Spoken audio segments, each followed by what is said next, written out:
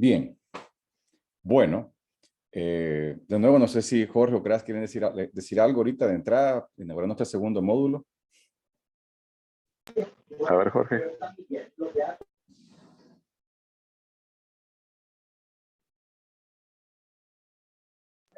Bueno, parece que no se escucha, ¿verdad? De nuevo.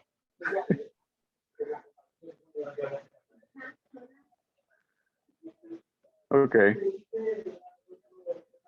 Bueno, entonces creo que lo voy a hacer yo nuevamente. Bienvenidos una vez más al taller, al primer taller de minificción centroamericana.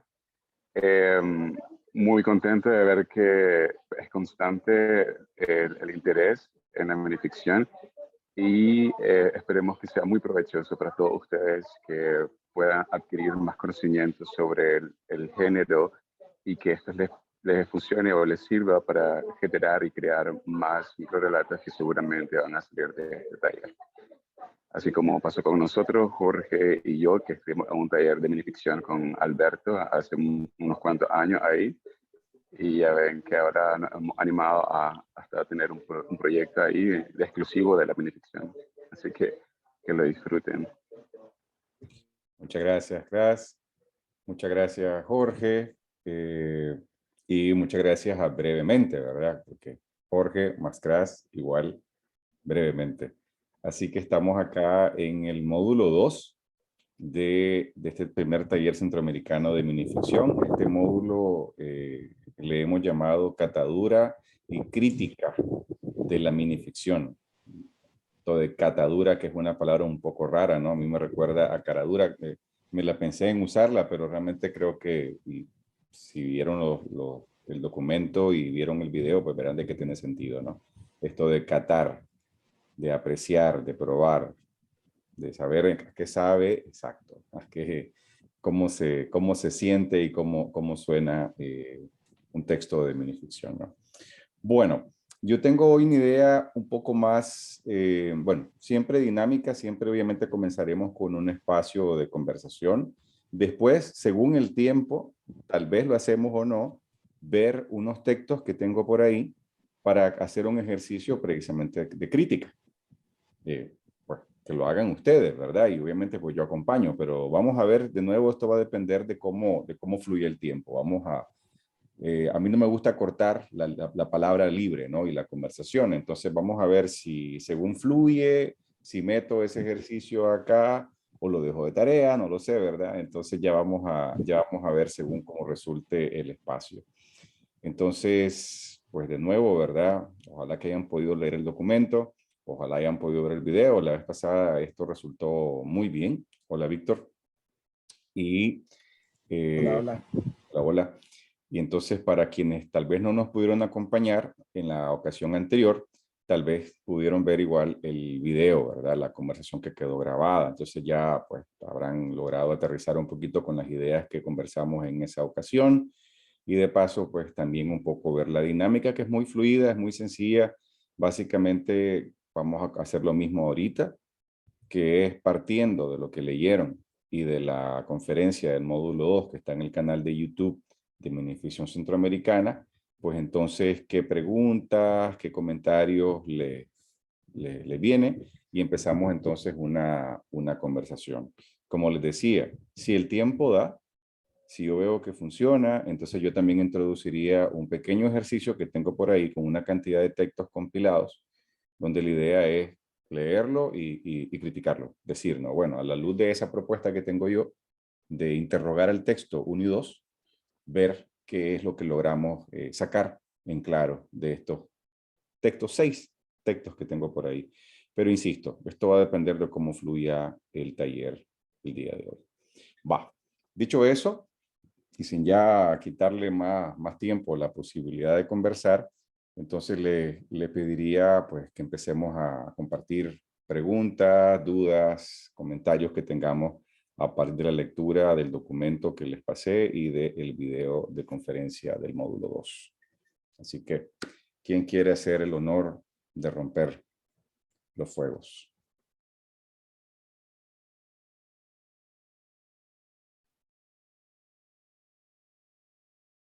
Jorge, no, no te escuchamos, pero podrías poner, si tenés algún comentario, puedes ponerlo en el chat igual, Jorge. Ah, bueno, ok. Andrea, sí. Ay, lo lamento tanto por Jorge que aún no puede hablar. Sí. Bueno, para comenzar, yo no sé, sentí como esta vez me sorprendió un poco más toda la temática, porque realmente no me esperaba que fuera tan, para un texto tan pequeño, cosas tan específicas las que tenías que estar viendo. Y mi primera duda venía de eso mismo. Hay una parte en donde se habla de que algunas veces de tanto repetir una fórmula caes en el plagio o en el autoplagio. Pero también decía al mismo tiempo que tenés que buscar tu estilo, la forma en que vos te identificas con tus textos, que es normal para cualquier escritor y cualquier género. Pero mi duda es, ¿en qué momento separás vos tu estilo de lo que se podría considerar un autoplagio? Porque digo yo, si yo tengo un estilo y me gusta hacer mis textos de cierta manera, aún en la minificción, ¿en qué momento separo eso de yo estar escribiendo lo mismo y hacerme autoplagio? Porque muchas veces en la minificción, a mí lo que me atrajo de la minificción eran los textos que terminaban de manera sorpresiva, en cosas tan pequeñas. Siempre me gustó ese aspecto. Entonces me sentí un poco como fuera de lugar, como que a mí me gustaría hacer algo así. O sea, sí entretener hasta cierto punto, pero ahí me estaban diciendo como que no caiga en hacerlo una y otra vez, lo cual es entendible. Entonces, por ahí va mi duda. Ok. Bueno, tal vez me gustaría rescatar lo primero que dijiste sobre que te sorprendió que un texto tan breve o que la minificción tuviese tantas cosas en las que hay que fijarse. Bueno, en principio, decirles, como les dije ya en el módulo 1, que todas estas son propuestas, no son verdades, no son verdades absolutas, son solamente propuestas. A ver, en principio, yo de manera particular, Alberto Sánchez Argüello, tengo una cruzada, es una palabra muy fea, un propósito sobre realmente apreciar la minificción y que exista minificción de calidad. Lo que pasa es que esto de calidad es extremadamente subjetivo, en todo, ¿verdad? En todo. Excepto tal vez en la carne asada, que vos sabes que la tiene calidad porque te la puedes comer y te sabe rico, pero ya después cuando es literatura es más complicado. Ojalá todo fuera como un buen huevo benedictino, ¿verdad, Cras? O una buena carne asada, o un buen bajo, pues, de Masaya, o un vigorón.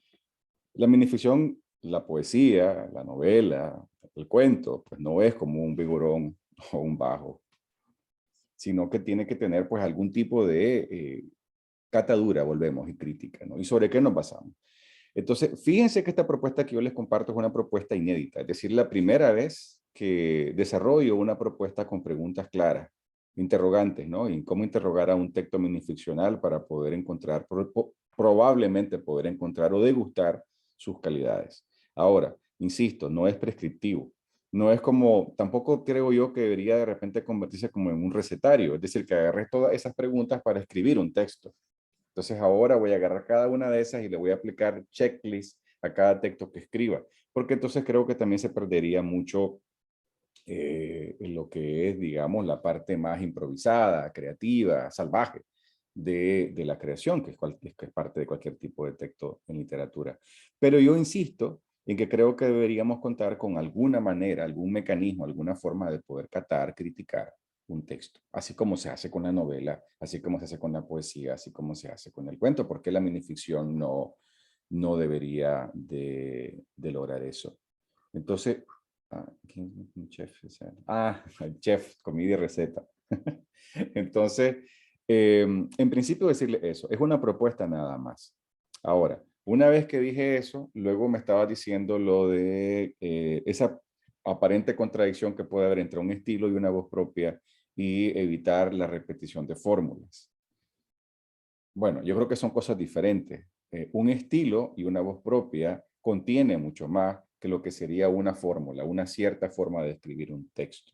A ver, no sé si lo dije en la conferencia, me parece que sí, en la que dejé grabada, de que la minificción deja al desnudo los mecanismos de escritura de una manera como no la deja ningún otro tipo de género literario. O sea, es evidente. Porque además la minificción tiene que traer su propio mapa de interpretación lectora dentro de sí. Si es un texto metatextual, te va a dar las pistas para que entendas que es metatextual. Si es un texto con intertexto, con cita de otro tipo, referencia a algún texto aparte, como podría ser el Quijote de la Mancha o la Biblia, también te va a dar las pautas y los términos para entender que está pasando eso en el texto. Entonces, si hay fórmulas, y son fórmulas repetidas, como la que mencionaba de estos textos de erótico equívoco, y una y otra vez se repiten, pues entonces claramente el lector ya no se va a sorprender, pero sobre todo vos vas a dejar de explorar. Y tal vez esta es la parte más interesante. La minificción nació como un texto de exploración, como un texto experimental. Y queremos que se mantenga así. Bueno, al menos yo quiero que se mantenga así.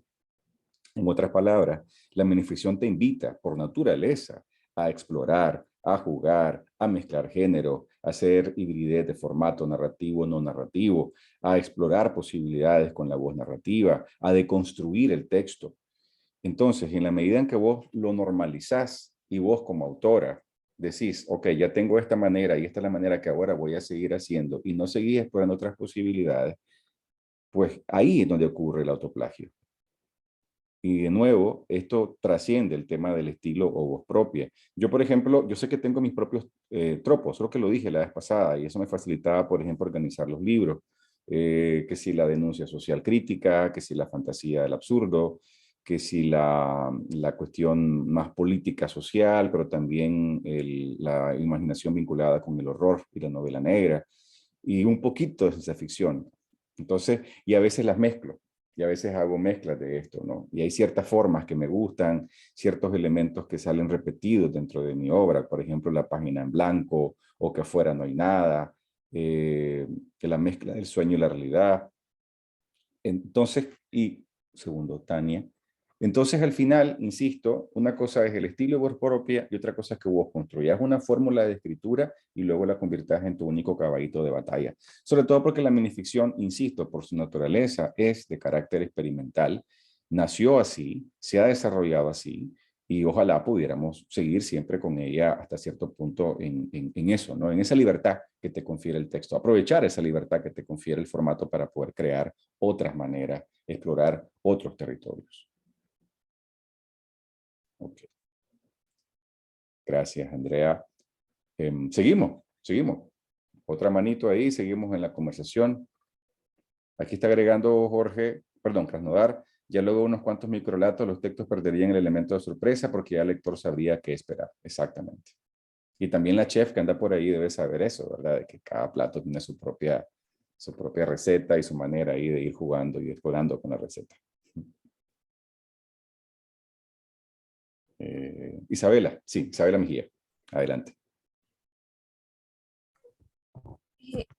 Bueno, a mí me llamó la atención la parte del fanfiction Sí. y me dio curiosidad de a qué se referían con fanfiction, porque como lo entiendo, no necesariamente, o sea, un fanfic no necesariamente tiene que ser basado en un universo con algún personaje preexistente, pero si tomamos como definición que es algo que está basado en un universo y con un personaje preexistente, muchas cosas de la literatura, llamémosla hegemónica, sí son un fanfiction. Como por ejemplo, podría decirse que de cierta manera que el Quijote es un fanfiction de libros de caballería de la época, o que la Ilíada y la Odisea es un fanfiction de la mitología griega. Manuel, tal vez podés apagar el audio, Manuel. Gracias. Gracias. Sí. Ay, me perdió. Lo de fanfiction, que el Quijote podría ser, de los caballería. Entonces utilizar un cuento como, que tenga como protagonista a Blancanieves, que se entraría como fanfiction. Entonces, sí recuerdo, yo nunca fui muy avida al fanfiction, pero sí recuerdo haberlo leído en la secundaria y recuerdo que había una como demonización de no, esta gente joven que escribe basura en internet y que ya no hayan cosas que hacer y carente de crítica y criterio. Entonces sí me da mucha curiosidad de a qué se refieren los ejemplos con no caer en el fanfiction. Ok, bueno, sí, está excelente tu analogía, me parece, con lo que mencionabas. Y de repente, si estuviéramos en los tiempos del Quijote, efectivamente podríamos decir que el Quijote hasta cierto punto es una reelaboración de las novelas de caballería en tono paródico, y ahí podría haber un fanfiction. Pero hoy por hoy, en el siglo XXI, donde estamos parados, digamos, en el eje del tiempo y el espacio, el fanfiction hace referencia a la elaboración de obras diferidas a partir de obras más contemporáneas. Es decir, y por obras podemos entender muchas cosas. Por ejemplo, vengo yo y escribo algo vinculado con Gumball. No sé si lo conocen a Gumball. O bien, son unos muñequitos muy bonitos que mi hija mira. Y yo también miraba antes. Pero bueno, Star Wars. Star Wars. Tenemos un buen ejemplo ahí. Harry Potter sería otro ejemplo. Twilight, los vampiros de Twilight sería otro ejemplo. O sea, estamos hablando de obras populares, muy conocidas y muy contemporáneas y muy vivas, que todavía siguen vigentes, que las ponen en televisión, que salen libros, que salen videojuegos.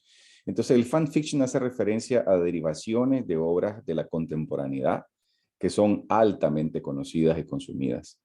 Entonces, claro, cuando vos haces referencia a estas obras, siempre estás en un equilibrio muy difícil de que se convierta en un fanfiction versus la posibilidad de que sea una obra que realmente se defiende por sí sola, ¿no? Se me viene, por ejemplo, a la mente ahorita un cuento de un escritor colombiano que ha vivido en Nicaragua tanto tiempo que decimos que es nicaragüense, realmente él vive en León, o hasta hace poco, y creo que regresó a Colombia. Ah, qué pena que se me escapa el nombre ahorita de él. Pero bueno, este hombre no solamente escribía, también hacía esculturas con vidrio, en fin. La cosa es que él tiene un cuento que es de superhéroes y aparece Superman, aparece Batman, pero al final el cuento es sobre migración ilegal en Estados Unidos. Y entonces él hace algo ahí que es una maravilla, un cruce de contenido de los superhéroes que los mandan a defender las fronteras y lo que sucede al final, que no lo voy a espolear, cuando llegan finalmente a la frontera con Nuevo México. Entonces, este cuento que consiguió este escritor está construido sobre un elemento de cultura popular totalmente pop, conocido, coincide, digamos, con estos elementos que mencionábamos, pero el enfoque que él le da, las características, las cualidades, es decir, él utiliza esas referencias de la cultura pop, pero están dentro de un contexto sociopolítico donde él mismo hace, digamos, una historia que se defiende por sí sola. Podría poner otro tipo de ejemplos, las reelaboraciones de Batman, por ejemplo, con The Dark Knight, eh, el mismo Watchmen que hizo Moore, basado igual en la clásica historia de los superhéroes, ¿verdad? Entonces sí es posible, pero insisto, ¿verdad? Necesita todo un trabajo de reelaboración detrás. Entonces las minificciones, cuando normalmente han tratado de abordar personajes muy contemporáneos de la cultura pop, casi siempre no lo logran, o sea, es difícil. Fíjense que he hecho alusión a cuento y he hecho alusión a novela gráfica como obras que lo lograron, porque claro, tenían la posibilidad de desarrollar una historia propia mucho más allá, aunque estuviera construida sobre Pulido.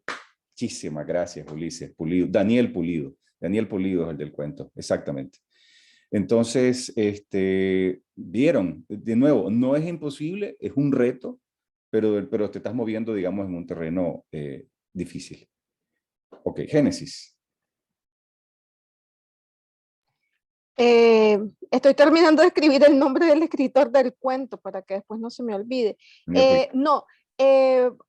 Bueno, saludos a todos. La chef es Aura, para no seguir con ese misterio, así que le puedes preguntar todo sobre cocina.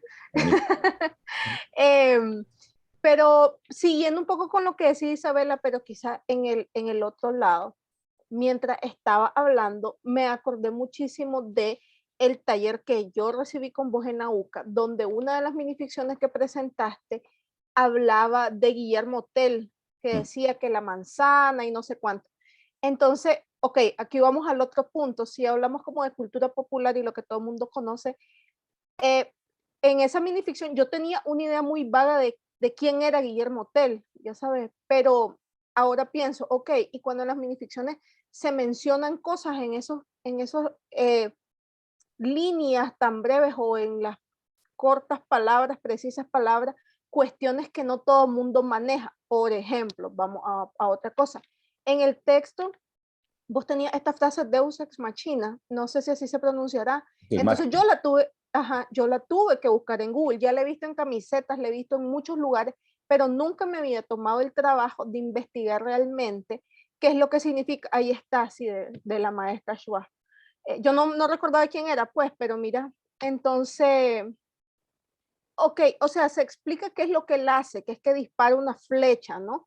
Pero me refiero a, o sea, a conocer al personaje como tal, me explico.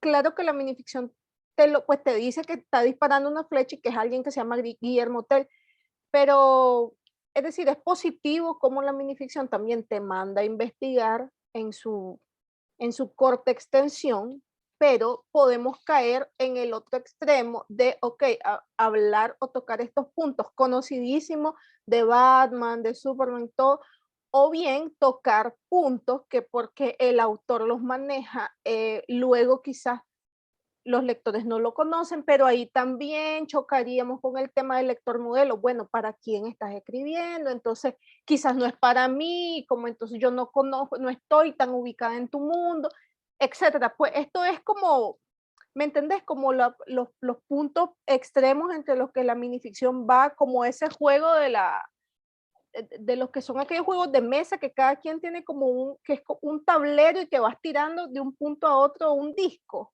¿sabes? Y que tenés que impedir que te metan el gol. Creo que es un poco así.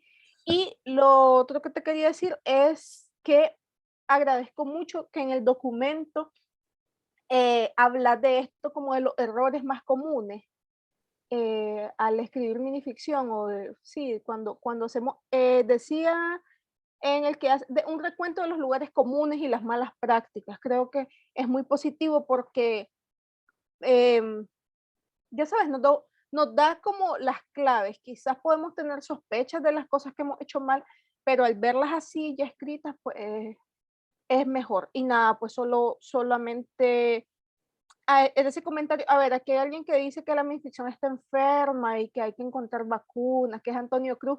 Me gustaría, quizás aquí se valida la pregunta, que si con esto nos referimos a lo que nos mandaste a hacer de Instagram, si todo lo que se esparce por las redes ahora se puede considerar como enfermedad de la minificción o qué onda, ¿sabes? Creo que esa sería pues como, cabría ahí la pregunta y ya.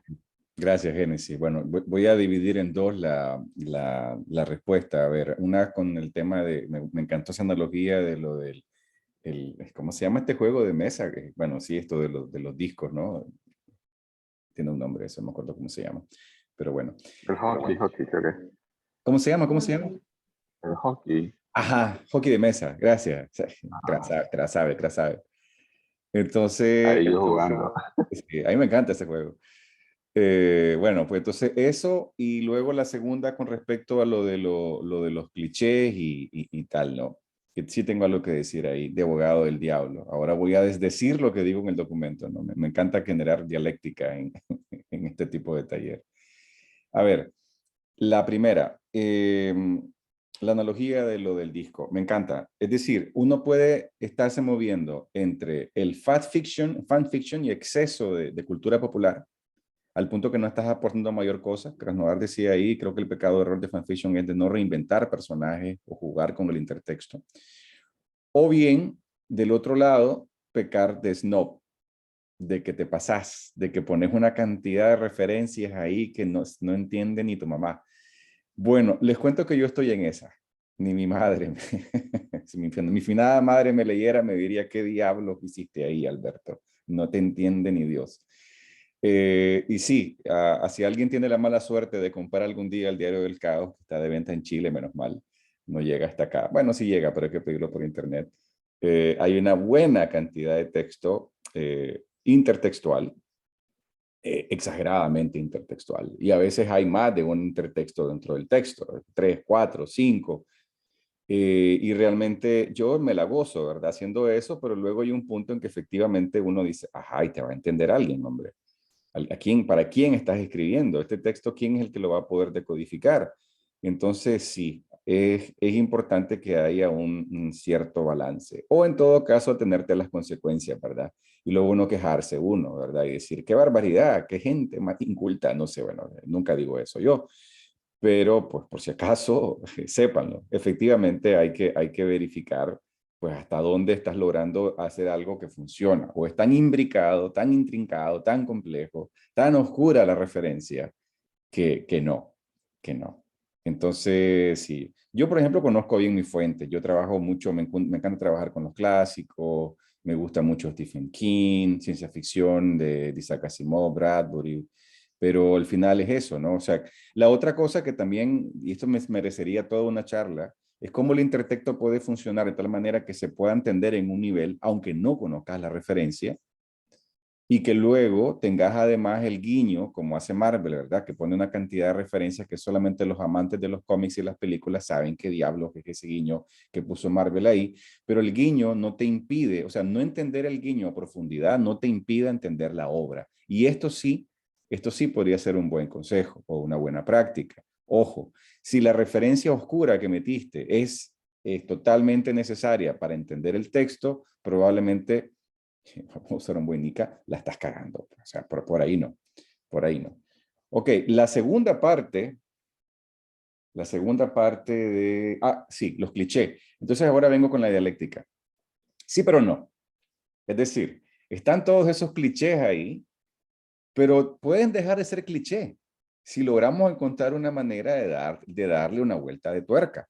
Miren, lo que pasa es que hay tanto texto con fantasmas a estas alturas que básicamente Internet es la casa embrujada.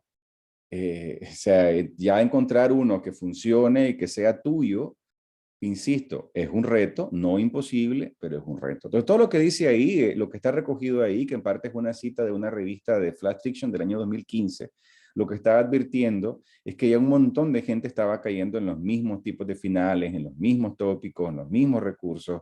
Entonces, por eso es importante leer también y encontrar, buscar, y ese es el reto, tu propia forma, tu manera. Incluso puede ser retomando eso. Es más, podría haber un libro que tenga ese reto, que sea como me voy a retar a tocar todos los clichés que ya existen, a darles mi propio toque. Ahí les dejo una idea. Pues. Y luego lo último que estaba diciendo Génesis, lo de la enfermedad. Sí, Antonio y yo nos encontramos en internet, lamentablemente nunca nos pudimos conocer, ¿verdad? Antonio ya murió. Y él es el que empezó a sembrar la idea de que hacía falta hacer algo al respecto. Violeta Rojo ya lo había tocado en su ensayo que se puede leer en Quartz, Ediciones Digitales, La banalidad de las redes.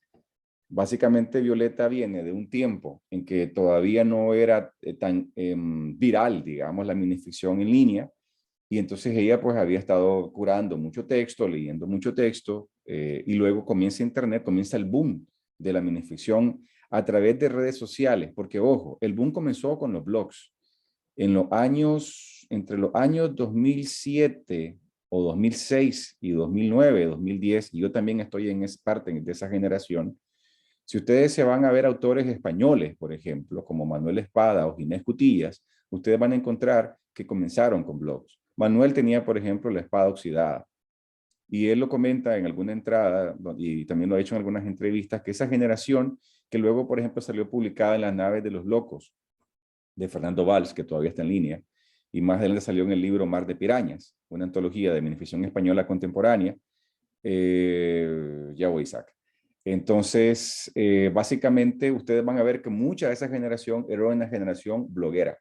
Es decir, sus minificciones estaban en blogs, la gente los comentaba, ellos interactuaban con sus lectores de blog y luego eventualmente pues sacaron un libro, que era como una compilación de lo mejor que habían escrito en el blog ya con su edición. Y luego el blog se convirtió en una bitácora de museo.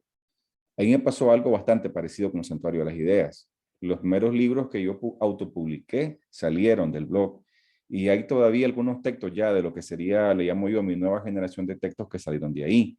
Ahora, un blog tiene, digamos, cualidades o propiedades más literarias, por así decirlo, porque básicamente es una bitácora de escritor o de escritora. Pero cuando ya los blogs dejaron de existir o dejaron de ser tan atractivos, la gente empezó a mover sus textos directamente a Instagram, por decir algo, o a Twitter con la literatura, que también la literatura tuvo su época. Esto creo que lo comenté la vez pasada. Si alguien está interesado en leer un artículo sobre esto, yo lo tengo. Ya es pasado, sin embargo, ya literatura fue. Hasta donde yo creo y veo, y si no, ustedes me digan si todavía ven ustedes una gran cantidad de literatura en línea, creo que eso ya no está en boga. Pero de Twitter brincó a Instagram. Cuando brincó a Instagram, no sé, Instagram no es el reino de la literatura, y ahí sí ustedes me dirán, ¿verdad? Si esto es así, porque yo realmente creo que no. Creo que en todo caso es más como una literatura Hallmark. Luego que me quemen vivo si quieren, si digo una barbaridad, pero en realidad, claro, como es más imagen, o en todo caso el texto no puede ser muy grande, igual diría uno en Twitter, sí, pero entonces empieza el contexto de redes sociales, y esto daría para hacer una tesis, si alguien algún día quiere hacer una. El contexto de redes sociales y literatura baila de una manera particular según formato, según dinámica social. Entonces Instagram es un lugar como muy bonito, y entonces todo es bonito, y como todo es bonito, pues también los textos son bonitos, y por ende entonces el chiste prima por encima de otro tipo de posibilidades. Y si hicieron la tarea, creo que me darán la razón. De cada 10 textos que leyeron, si contaron uno que ustedes digan, qué bárbaro, por bueno, ¿verdad? Sería mucho. Entonces, Violeta Rojo, eso es lo que menciona en su ensayo, y eso es lo que Antonio luego venía a recoger. Claro, el problema no es que la gente quiera escribir un montón de cosas bonitas y divertidas, y por mí, magnífico, sigan. Pero el problema es que luego vienen y usan el nombre de minificción, microrelato, microcuento, y entonces ahí sí nos meten a todos en una situación complicada. Porque entonces luego hay muchas personas que yo conozco que luego, por ejemplo, uno le dice, ¿usted qué escribe? Minificción. Ah, ¿usted escribe esas cosas que están en Instagram? No, señor, eso no es minificción. Ya. Entonces uno los invita de manera muy amable a visitar la página de Quark, Ediciones Digitales, por ejemplo, o del Taller Blanco Ediciones, o de la Internacional Microcuentista, que se descarguen un PDF, que se lean a Ana María Shoah, a Luisa Valenzuela, a Newman, a Paola Tena, en fin, abundan autoras y autores para leer, ahí están, pero el punto es saber dónde están los textos. Y lamentablemente es mucho más fácil que la gente haya sacado una idea sobre lo que es minificción, microcuento, microrelato, a partir de lo que vieron en Instagram, que realmente accediendo a estas obras que están para descargar gratuita en Facebook, porque no saben dónde están. No saben quiénes son los autores, no saben cuáles son las editoriales. Entonces tenemos un problema de alfabetización de la minificción. Y esa es la razón por la que hago estos talleres. Ya sí lo vamos a resumir mucho. Ok, Aura.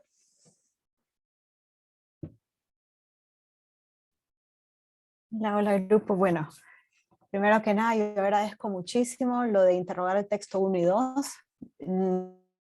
Quizás soy una persona de guía, pero creo que al igual que la cata de vinos, a la cata de lo que sea, de queso, necesitas tener una guía para saber, o sea, arroz violáceo, esto es chiste, o sea, es importante, y creo que me sirvió para poner mi barba en remojo. Soy sincera, saqué los textos que tenía y empecé juequete, y ahí me fui a llorar en posición fetal. Pero aparte de eso, también hice la cata ciegas.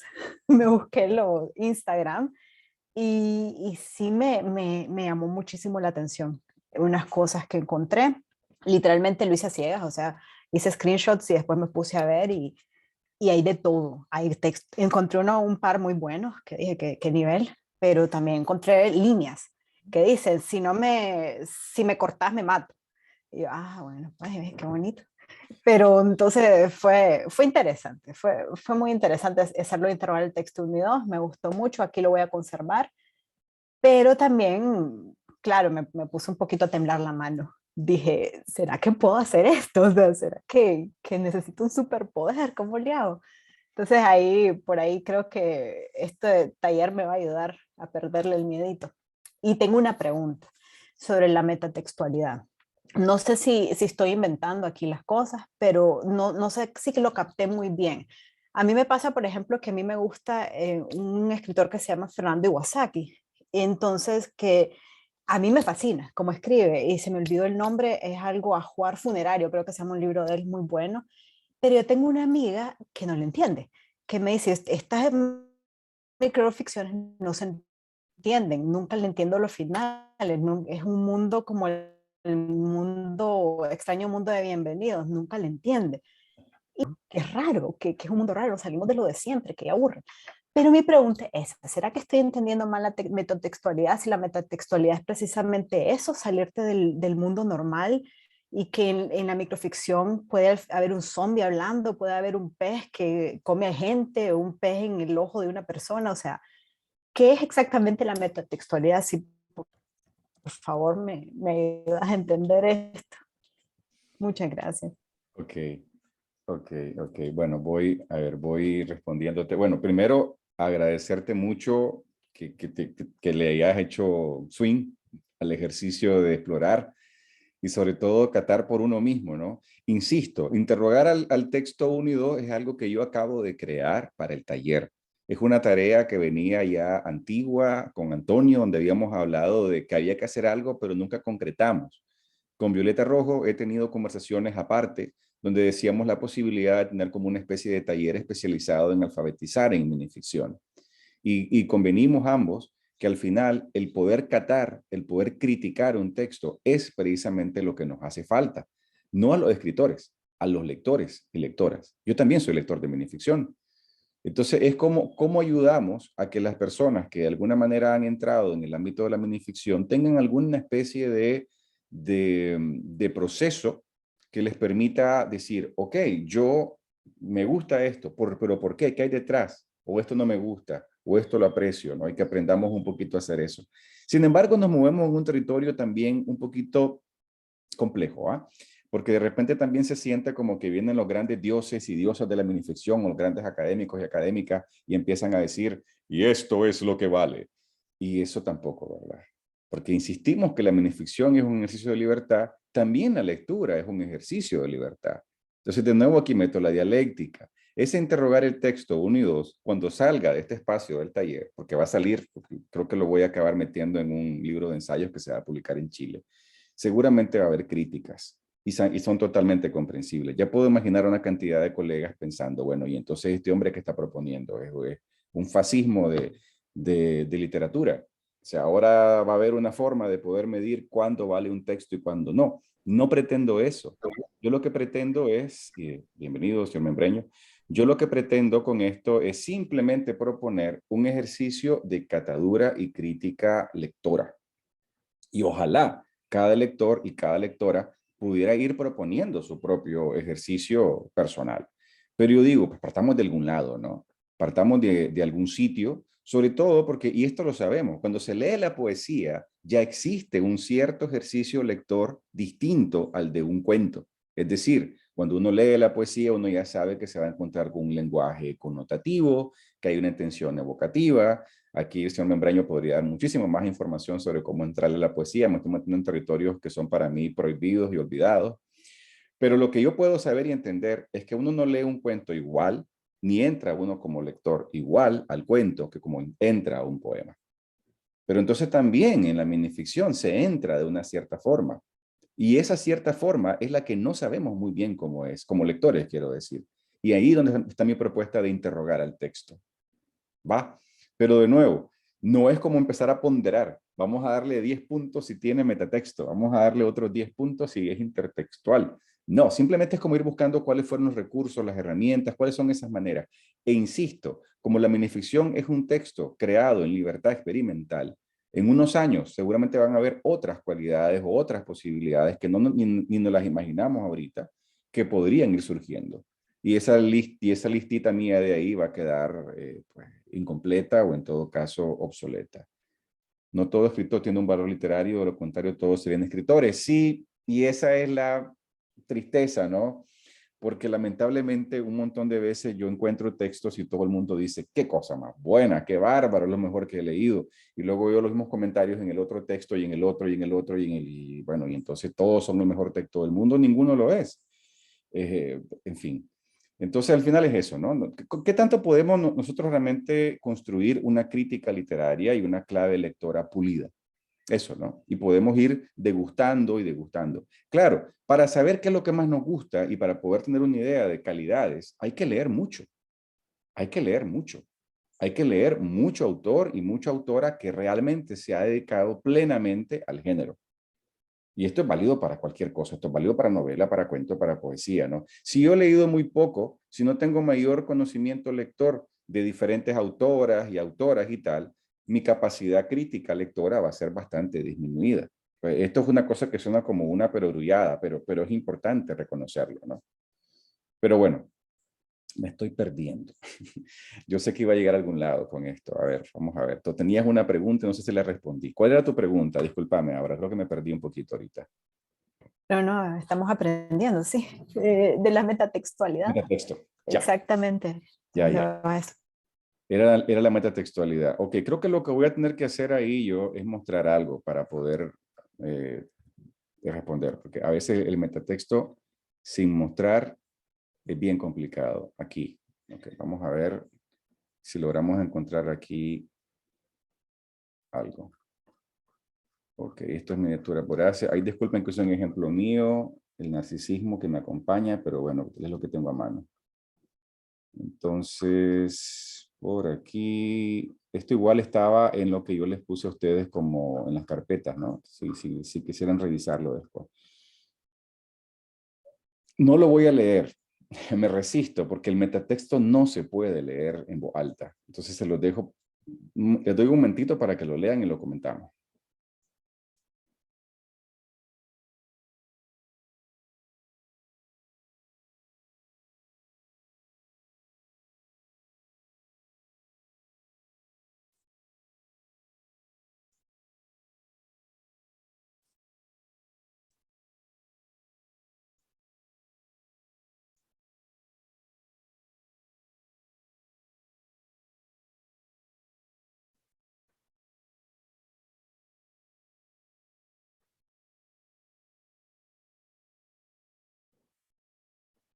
Voy a hacer como hago con mis alumnos. Levanten la mano quien ya terminó. Gracias. Ok.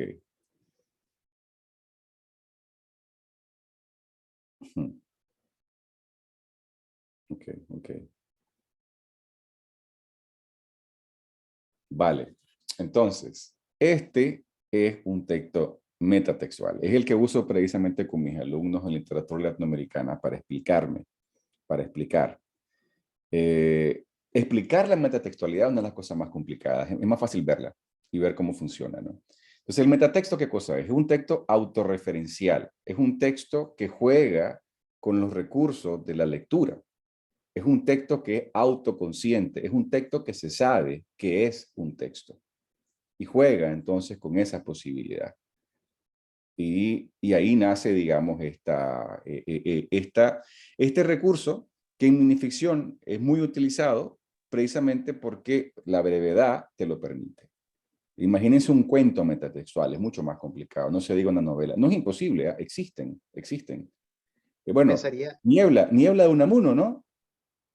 ¿Quién habló? pensaría, soy yo, Ulises, Sí, Ulises, sí. pensaría en las minificciones, en los cuentos fantásticos de Jorge Luis Borges, que hay mucha metatextualidad. Ah, sí, claro. Claro. Y entonces la minificción se ha convertido en uno de los territorios, no puedo creer que tiene 11.000. Sí, tengo muchos correos, yo sé. Sí, la metatextualidad es un recurso muy utilizado en la minificción y ojo, que pronto se va a convertir en un cliché. Entonces, volvemos a eso, ¿no? Hay que tener cuidado. Yo, por ejemplo, estuve trabajándola mucho. En ese libro creo que hay como 5 textos recogidos. En el Diario del Caos hay otros 6, creo, o 10. Entonces, hay que ver en qué momento vamos a proponer algo nuevo de metatexto. Si tenés algo nuevo, dale. Pero si es lo mismo de siempre, por ejemplo, Ana María Shoah tiene uno que mucha gente lo ha repetido, yo también, que se llama, creo, Cazadores de Palabras. Ya vienen, nos acechan, nos buscan, ya están y ya, no sigue, ¿no? O sea, la palabra se corta porque evidentemente la cazaron. Ok, ese recurso, por ejemplo, de metatexto de Shoah, yo lo he visto 1, 2, 3, 4, yo también lo he utilizado, mea culpa. Entonces, a eso es lo que me refiero con lo de las fórmulas. O sea, el metatexto existe como un enorme universo de posibilidades, pero luego pueden haber fórmulas que las acabemos repitiendo, ¿no? Por ejemplo, que el protagonista le hable al lector. Sí, vos que estás leyendo esto, ¿qué te pasa? Deja de leer, no sé qué, no sé qué. Entonces lo usas una vez, lo volvés a usar otra vez, lo volvés a usar otra vez. Estamos ante lo que hablábamos antes del autoplagio. Pero bueno, esto es metatextualidad. Y volviendo a lo que decía tu amigo, que no entendía lo de ajuar, también le pasa, yo conozco personas que no les gusta la minificción porque implica una enorme actividad lectora. La mejor minificción, las minificciones más retadoras, obligan al lector a llenar espacios. Y si las personas están acostumbradas más a textos clásicos o modernos, el texto clásico moderno te da todo, sobre todo el clásico. Inicio, nudo, desenlace, personaje, trama explícita. La minificción, alguna de esas piezas pueden faltar o muchas. Y entonces es el lector quien completa. Si vos no sos un lector o lectora que tiene ese hábito o ese gusto, porque también hay un gusto de por medio, de querer completar pistas semánticas, de querer agregar contenido, de querer jugar con el texto, uno, no le vas a entender y dos, no te va a gustar. Porque básicamente lo que va a decir el lector o lectora, bueno, y ahí este tipo se comió un montón de cosas acá. ¿Dónde está lo que pasó? ¿Qué es lo que sigue después? ¿De dónde vino esto? ¿Por qué tal cosa? Precisamente esas son las preguntas que hay que responderse. Claro, si es un mal texto, no dejó las pistas necesarias. Eso es otra cosa, pero no es el caso de Iwasaki. O sea, definitivamente no es el caso de Ajuar Funerario, que es identificado hoy por hoy uno de los textos clásicos contemporáneos de minificción peruana. Y Iwasaki es un maestro, pues, además de un buen cocinero. Hablando de cocina, precisamente. Cuando es un abuso, deja ser opresivo y termina subestimando al lector. Así es, exactamente, Jorge. Con lo que me decía un poco más temprano, ¿cómo podríamos hacer, Isaac, cómo podemos hacer un guiño en tan pocas palabras? No te puedo responder eso, Isaac. Eso ya es el ejercicio del texto, ¿verdad? De ver cómo haces precisamente. Cada texto tiene su propia forma. Tampoco hay una fórmula de nuevo para hacer eso, ¿no? Yo solo te diría que es parte del ejercicio del escrito. Ok. Eso lo hizo Creo que hay Schwab. manos levantadas. Sí, hay manos levantadas. ¿Quiénes serían? Tal vez le damos la posibilidad a Ulises y luego a Ángel. Sí.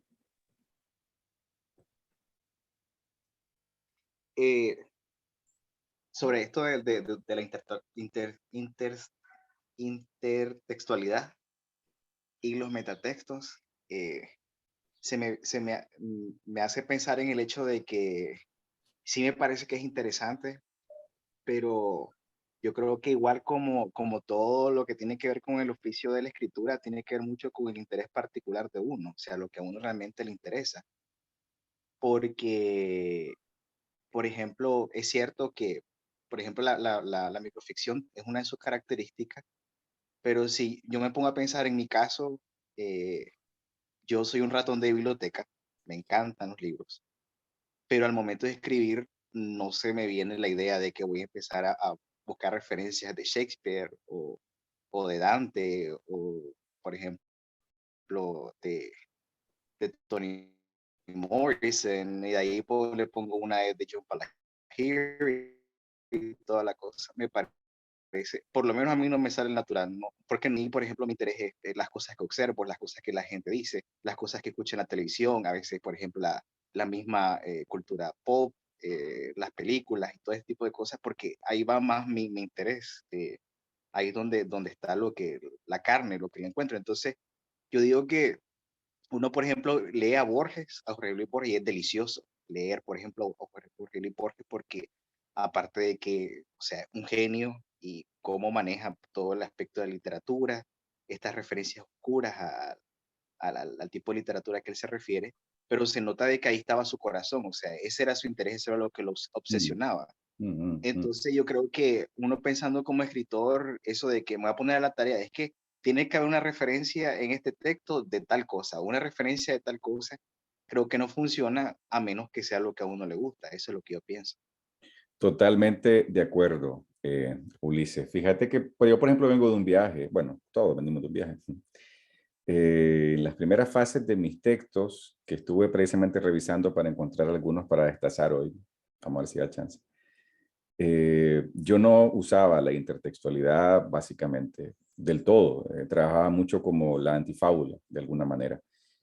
Pero para el Diario del Caos, que nace precisamente por el reto de Isna Cherezade en el 2020, cuando comenzaron las cuarentenas y los encierros por el virus, tiraban un reto semanal y muchas veces el reto te tiraba ideas que era como, ¿y de qué voy a escribir? Porque básicamente era cada día escribir un texto con un tópico que ellas colocaban en la página.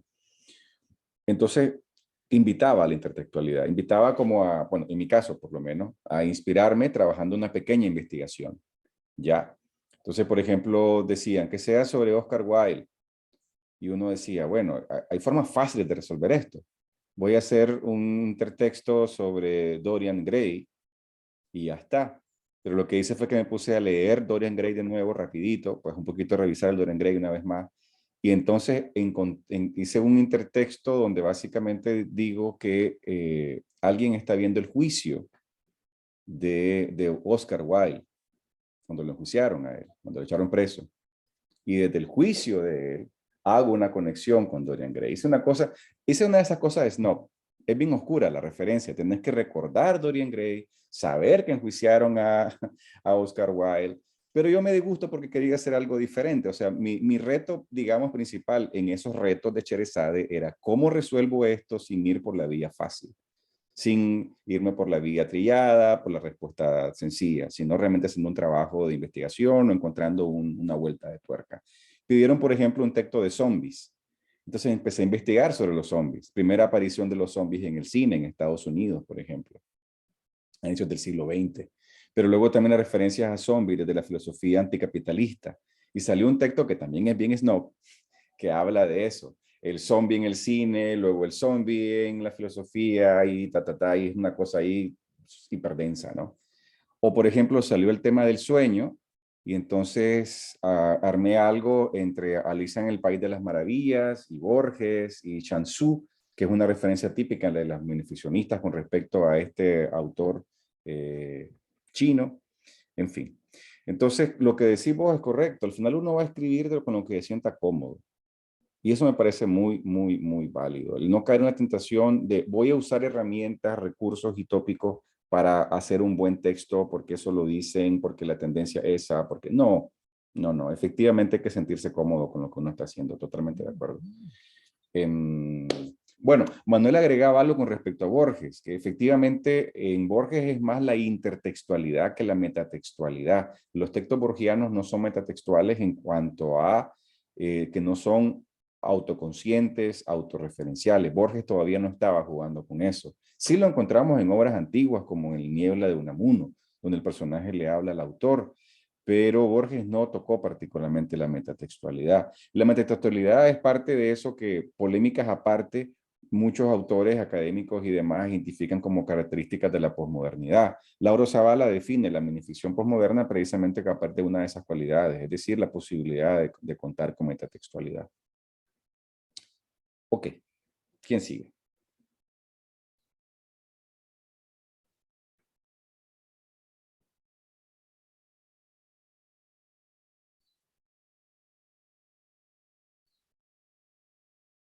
Si sienten que hemos agotado las preguntas y tomando en cuenta la hora que tenemos, podríamos entonces hacer... Ah, bueno, dale Isabela, sí.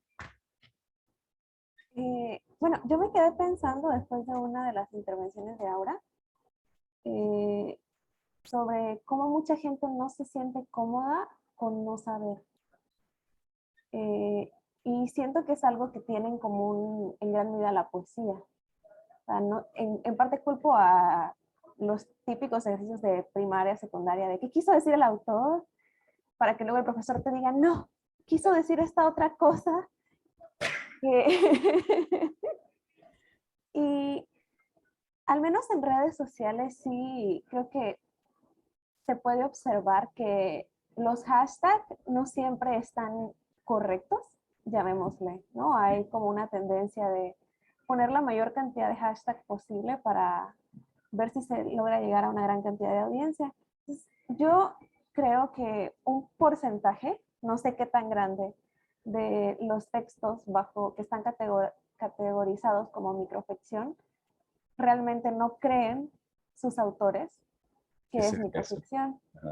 Y me quedé, y noté entre entre los textos que hay que tienen como común tal vez una característica reflexiva, tal vez como más reflexión que incertidumbre. Y creo que esas son dos características que igual son muy fáciles de confundir si no hay costumbre, ¿no? De, sí, es que buen texto porque me dejó pensando. Pero sí creo que hay que trabajar con la tolerancia a la incertidumbre, como entender que hasta donde sé es algo muy común en otras culturas, ¿no? La literatura oriental trabaja mucho con incertidumbre y es un público que se siente muy cómodo con eso y aparentemente no lo es de este lado del mundo. Entonces, igual y esa podría ser parte del problema, la tolerancia a aceptar que no se sabe algo y estar bien con eso. Sí, fíjate, Isabela, o sea, efectivamente, a ver, las personas que disfrutan la minificción, creo que disfrutan la incertidumbre, disfrutan el no tener claridad, no en la vida, pues necesariamente, ¿verdad? Pero sí en el texto. Pero claro, a ver, que sea un texto que te incentive y te estimule intelectualmente para poder interpretar.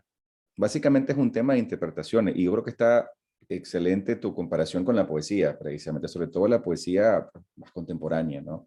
Aunque la poesía creo que desde siempre, de una u otra manera, siempre ha intentado eso, ¿no? Es una evocación que aunque tiene una intención clara, y aquí de nuevo me meto a mí se no se va, aquí tengo a los poetas Campos, Membreño, el poeta siempre tiene una idea de lo que está haciendo, pero también el poeta está aspirando, creo yo, a que hayan múltiples lecturas, a que lo que evocan sus palabras tenga diferentes tipos de despertares emotivos en las personas. Qué bonito, Jorge.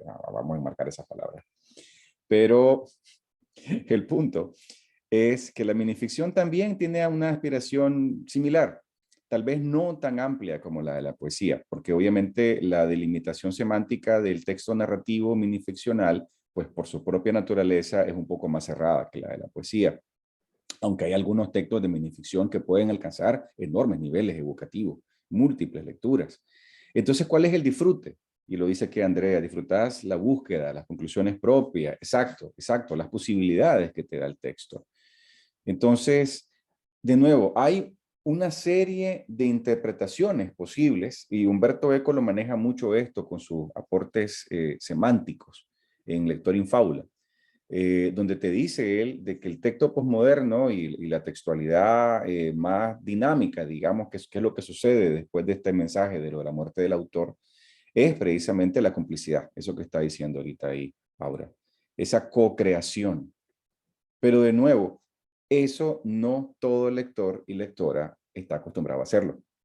Precisamente porque venimos de una cantidad de textos clásicos, de una educación escolar lamentablemente muchas veces construida sobre hay una única verdad y hay una única interpretación. O sea, esa imposición de apreciar la obra de arte no por lo que vos interpretás, sino por el mensaje que el autor quiso decir, lamentablemente sigue siendo bastante usual en todo tipo de instancias académicas, incluso en las universidades, y ustedes me podrán corregir, la tendencia es esa. Hay un mensaje, hay una verdad, hay una interpretación.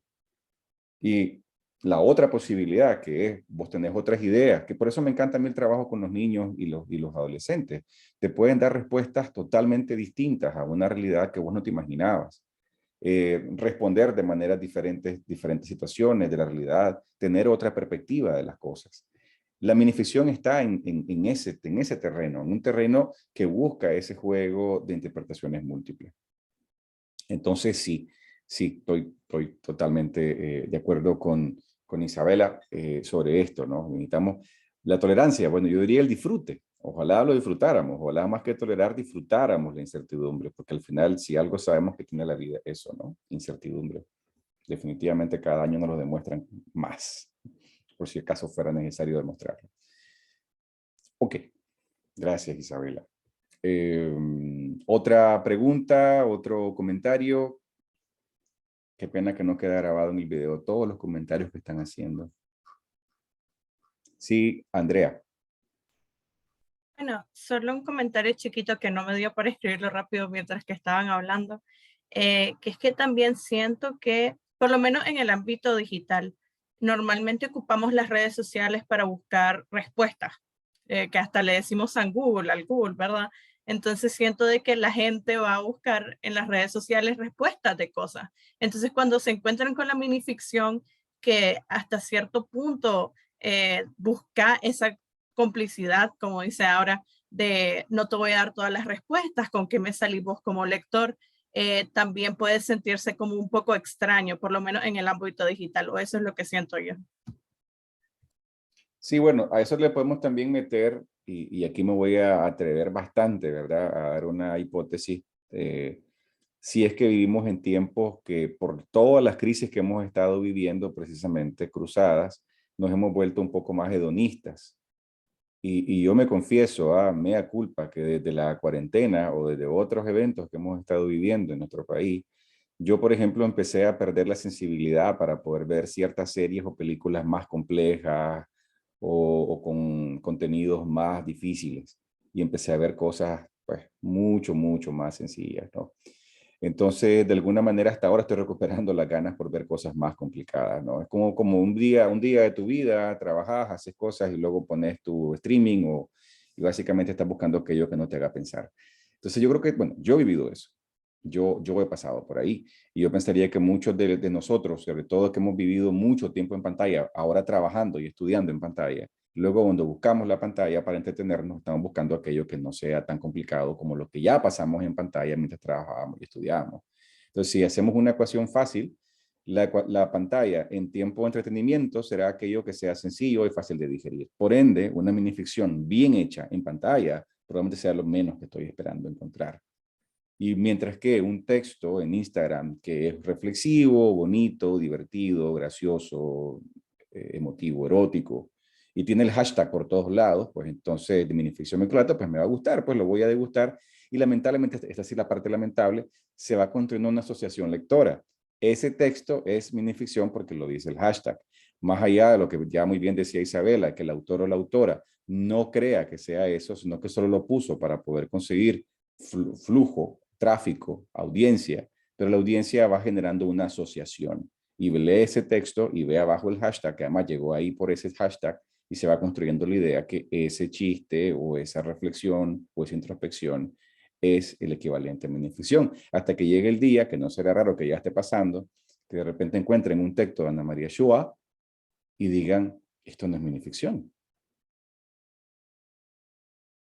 Gracias. Bueno, yo quería comentar sobre lo que había preguntado de que cómo hacer un guiño en tan pocas palabras.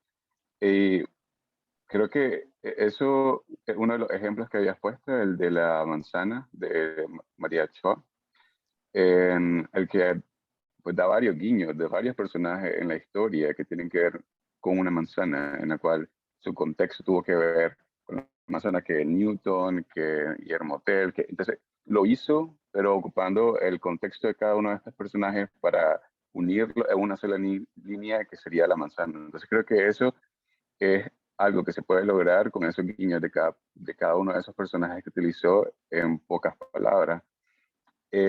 También quería preguntarte, porque creo que vos has tenido experiencia tanto en la edición como de textos más largos, porque sé que vos con tu novela o tu noveleta de El monstruo de mi madre, pues leíste, ahí está, lo puedes encontrar en Spamer, lo leíste y entonces editaste de cierta forma tu escrito, ¿no? Cuando editas luego tus microrelatos, encontrar una forma más ardua o más difícil la edición de los microrelatos a un texto más extenso como fue el texto del monstruo de mi madre, o encontraste que ambos tienen como esa complejidad que se requiere pues en la edición literaria. Y otra cosa es que creo que Víctor Silva tiene un comentario ahí que no se le ha contestado. Ok. Ya lo vi. Sí, la edición que nos lleva al próximo módulo, pero está bien. La edición, a ver, hay una cosa que va pasando, si esto nos va a adelantar bastante, pero lo voy a comentar ahora, igual lo voy a repetir en la próxima ocasión. Cuando yo comencé a escribir minificción, yo tenía un momento de crear el texto y luego lo revisaba más o menos, no muy bien. Por eso el resultado no ha sido el mejor ni el óptimo, ¿verdad? Hay panópticos y antifábulas y ficciones para demostrar que tengo razón, que no fue el mejor resultado. Pero con el tiempo de estar escribiendo y escribiendo y escribiendo, años de escritura de minificción, va a llegar un punto, o al menos me llegó a mí, en que el autor, el creador y el editor están casi que coexistiendo. Y ya llega un punto en que están al mismo tiempo. Lo que no quita que luego haya una edición posterior, pero ya el texto viene como recortado ya viene listo, ya viene. O sea, si es una minificción, en mi mente, cuando lo voy escribiendo, ya va saliendo, digamos, con el recorte preciso y la edición que más o menos requiere. Pero claro, ese es un resultado de un ejercicio de mucho tiempo. Lo que no quita que después lo lea una vez, dos, tres veces y encuentre alguna palabra que podría cambiar. Pero eso ya es pulir. Digamos que ahora, hoy por hoy, en mi caso, ya hay una primera fase de edición mientras lo escribo. O sea, la creación y la edición ya vienen juntas. Pero porque en mi cabeza pasó una buena parte de la creación. O sea, casi siempre cuando yo tengo una minificción en la cabeza, yo siempre esto lo he dicho en entrevistas, anda dando vueltas como cubo de Rubik. Se mueve para aquí, se mueve para allá, se mueve para acá, va cambiando la palabra, la frase, anda. Ahí atrás, en mi cabeza, anda el juego textual y cuando ya llega un momento en que lo escribo en pantalla, en realidad ya ha pasado una buena cantidad de versiones en mi mente. Y ya viene una edición que va en la marcha, digamos, funcionando, ¿no? Ahora, la parte de la novela del monstruo de mi madre, creo que esto lo he comentado ya, a mí se me hizo muy difícil escribirla, no solo por la parte personal, sino precisamente porque para cuando yo ya entré en esta novela, yo ya era, digamos, un minificcionista obsesivo. O sea, ya me había vuelto en esta especie de editor en la marcha. Y escribir una novela desde alguien que ya está habituado a escribir minificción, realmente se hace complicado. No necesariamente porque es que estoy acostumbrado a escribir en corto y no me da el aliento para escribir en largo. No es por ahí, sino que es que la mente y mi escritura lo que está buscando es que cada palabra valga, que cada línea valga, que cada cosa que está saliendo de ahí valga. Y entonces es muy lento el proceso. La novela iba saliendo muy despacio y densa, porque precisamente mi mente no admite ya generar grandes descripciones o aspectos, digamos, que rellenen el texto. Si ustedes vieran, que no lo voy a mostrar, mis primeros cuentos, que son muy borgianos. Yo sé de paso, yo imitaba mucho a Borges en muchos de estos textos. Hay una gran descripción, se habla mucho del ambiente, cualquier cantidad de adjetivos, los personajes se describen, no sé qué. Entré en la minificción y todo eso lo depuré. Volver entonces a la novela sin eso, evidentemente ya es como, ¿qué es lo que voy a escribir? No voy a ir a lo denso, voy a ir al grano. Entonces se hace difícil en ese sentido. Sin embargo, celebro que la edición de la minificción me preparó para trabajar un texto de una novela que creo yo que por lo menos de eso no peca. Es decir, de paja. Por lo menos creo que paja no hay. Otras cosas pueden haber, pero creo que paja no quedó. Gracias por ahí. Es el comercial del monstruo de mi madre que está de venta en Hispamer Literario, en Amazon. Ajá. Ok.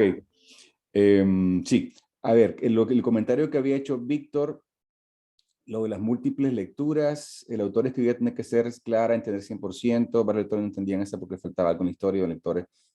Ok, sí, lo de las múltiples lecturas, pero es correcto lo que está diciendo ahí también. Hay un arte en esto, ¿verdad? No es dejar esto sale, ¿no? Sí salió en lo de la conferencia, yo les mostré algo que ponía eso, la gente que dice, ok, la elipsis es todo. Había un texto que decía, me fui del cuarto y la dejé y no sé qué.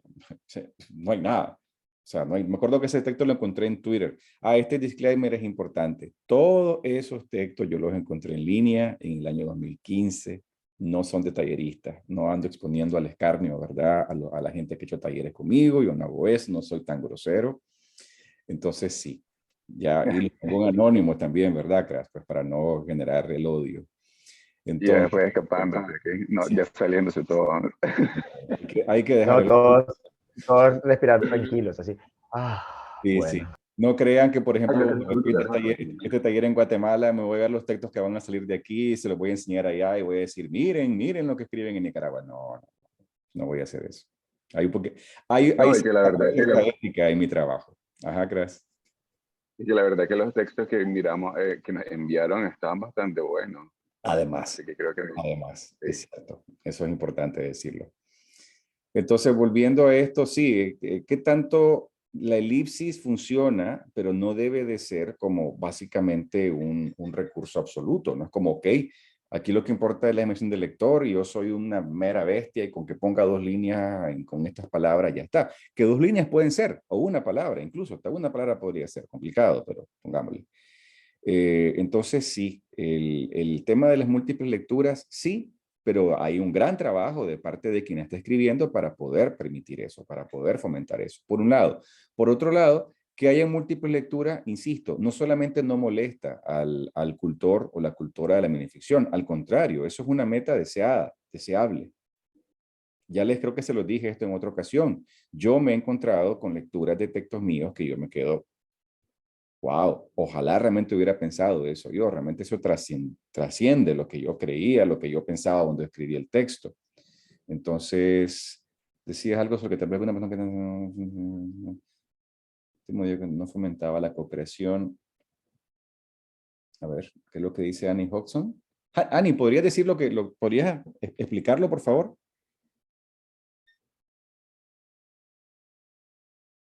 Annie. Hola, sí.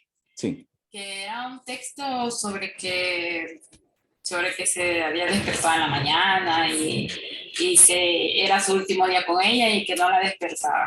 O sea, que tal vez alguna persona se podía identificar con eso, si pasaba por una separación, hacían las preguntas de que si uno puede tener otra múltiple lectura, que si hay una elipsis, pero que no llegaría más porque solo se identificaría tal vez alguna persona, pero no realiza lo que es las múltiples lecturas o la co-creación. O sea, no había más allá, esto era ya lo definitivo, lo que estaba en el texto.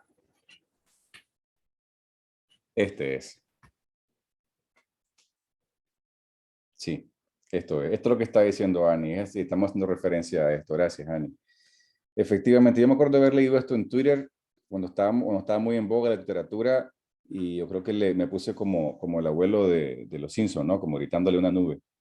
Así como, ¿qué es esto? Y efectivamente es el abuso de los recursos sin haber realmente hecho el trabajo, ¿no? Sin haber realmente agregado lo tuyo, sin que haya realmente algo ahí que te permita, pues ir más allá. Sin embargo, sí, pues, si alguien está experimentando en ese momento una situación emocional o sentimental o lo va a asociar con esa situación, pues claro que puede pasar, ¿no? Pero si a esto le interrogamos con las preguntas que yo les ponía por ahí, de nuevo, ¿no?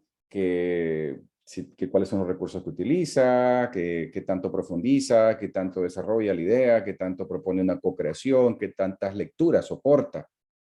Pues ahí un poco la idea, ¿no? Ok. El texto que está en pantalla, no lo sé. Honestamente, no lo sé. Yo pesqué estos textos en el 2015. No sé quiénes son los autores porque además no grabé los nombres, ¿verdad? Porque, pues, a ver, esto fue en el 2015 porque en ese año yo tuve un taller. Aquí hay alguna gente que estuvo en ese taller. Y entonces yo rescaté estos textos para poder mostrarlos y poder hablar precisamente sobre esto. Crítica de la minificción. Tania, sí. Gracias, sí. Yo tengo una pregunta. Si, por ejemplo, dijiste hace poco que es un reto hacer un microrrelato cortísimo, dijiste una palabra y yo te puedo decir que 3, 4, una línea, suponiendo que en la clase pasada o en el taller pasado hablábamos que también es una de las características o más bien un parámetro, ¿no? Que tiene que tener una extensión que no necesariamente es algo que está como totalmente prescrito, pero hay como una aproximación. Ahora yo te pregunto, si tuvieras que rescatar de todas las características que mencionamos el otro día, en el taller pasado, y me tuvieras que rescatar 2 de ellas como como un ingrediente principal para que pueda existir esa ricura, así lo digo en el texto, ¿verdad? ¿Cuáles serían? Y lo otro es el otro comentario que me encantó justo, la temática que estamos tratando de la autocrítica, porque justo es una de las cosas que yo pienso, o sea, hay que tener una delicadeza y un sumo cuidado para, como yo soy aficionada, ¿verdad? Yo no soy escritora ni nada, pero yo soy aficionada para no ser intrusa, ¿verdad? O intrusos, porque entonces nosotros estaríamos cooperando a la destrucción, a la descontextualización, ¿verdad? De lo que sería una obra y no necesariamente hablando de lo que es escrito. El otro día, ayer casualmente andaba en el museo y me reía mucho porque en serio vi unas obras que yo me quedé como, me acordé de los textos que citaste y yo me quedé como, ¿es en serio? O sea, esto solo vale en realidad porque a alguien se le ocurrió, a alguien que está en la ola, se le ocurrió decir, esto es así, se acabó. Y son curadores de arte, que no sé qué rayos piensan, pero había unas obras que de verdad, y eso que yo soy como demasiado analítica y a veces vago por mi mente también, y exploro mucho, ahí ando hablando sola. Y yo soy bien abierta, pero yo dije, no, no, no, ¿qué pasa? Y luego encontré una obra preciosa que era un tendedero con muchos pañuelos, ¿verdad? Esos pañuelos típicos que usan los hombres que ya no se ven.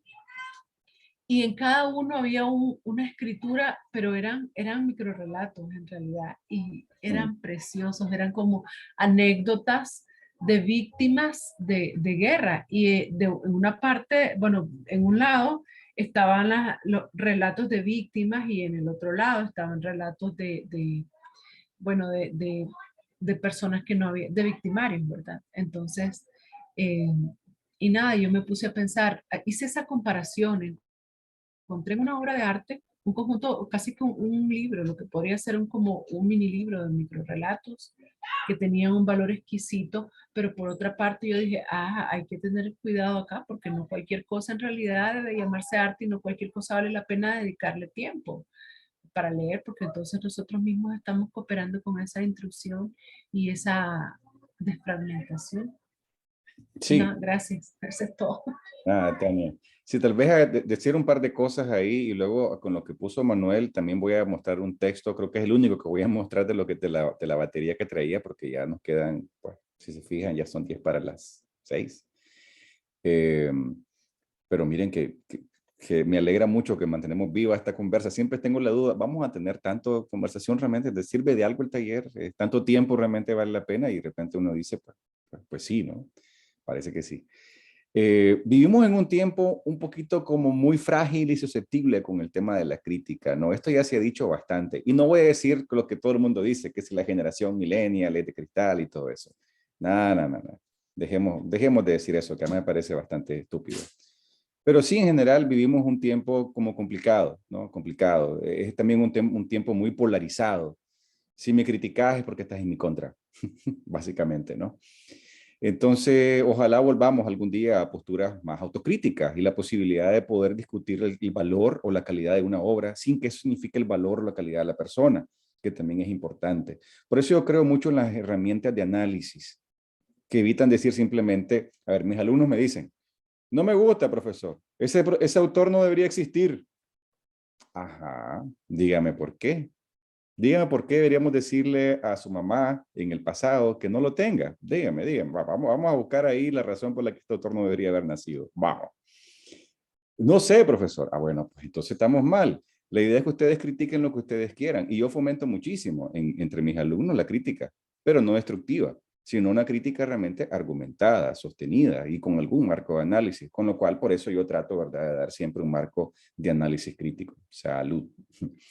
Entonces, que es el caso con lo de interrogar el texto unido, ¿no? Un poco, una propuesta para rebotarla y comenzarla. Yo estoy totalmente anuente a que esta sea una búsqueda constante, ¿no? Que no sea un producto acabado. Entonces, volviendo al punto de lo de la necesidad de poder revisar críticamente las cosas, sí, sí, esa es exactamente la idea, ¿no? Cómo la minificción la podemos realmente revisar, catar, curar, y de alguna manera entender que también hay textos que tuvieron más trabajo que otros, o textos que tienen, a ver, un autor o una autora no nace perfecto. Escribimos en una primera fase. Muchos de ustedes están, por ejemplo, en fases experimentales. Y como muy bien dijo Kras, y yo también creo en lo que dijo Kras, yo hice una tabla, además, y lo sabe bien brevemente, hice una matriz de valoración de los textos. Y yo les asigné un puntaje conforme a unos criterios. Y son esos textos, pues, son los que hacen que estemos los que estamos acá. O sea, sí hubo una valoración de mi parte. Pasa que pues no es el momento para que hagamos ese proceso, pero sí es lo que se viene para el próximo módulo. Todavía estoy pensando bien cómo va a ser. Probablemente les voy a hacer lo que ya conocen algunos acá, que es la típica esta técnica que me encanta a mí de una imagen súper extraña, donde les pido que escriban un texto en 100 palabras, los ataco para que lo hagan varios en la semana, pero no voy a hacerlos tanto como hice con la UCA, que los tenía como locos a los pobres, que cada día hicieron un texto y le hicieron swing. Pero yo sé que en ese entonces todos eran estudiantes. Ahora aquí yo estoy frente y entiendo a gente que trabaja. Entonces voy a poner algunos retos creativos y voy a pedir que lo hagan, que me lo manden y yo les voy a hacer una crítica. ¿Ya? Y luego veremos qué pasa en el siguiente, que todavía estoy decidiendo qué vamos a hacer, pero un poco por ahí va, porque vamos al módulo de creación y edición. Pero bueno, dicho eso, pues tal vez ahí retomo un poco ahora lo que estaba diciendo Manuel ahí con lo de que ese texto que mostré tenía como la estructura típica del chiste, ¿no? Es el setup de poner un universo, de donde hay un inicio, un nudo y un retorno. Algo que hace que vuelva otra vez a ver un retorno al inicio que nos permite hacer el chiste tipo chiclín. ¿Cómo evitar eso? Bueno, voy a mostrarles algo acá y tal vez criticando eso y comentando podemos ir haciendo esa respuesta. Vamos a ver aquí un texto que les voy a invitar a que lo lean y que lo critiquen.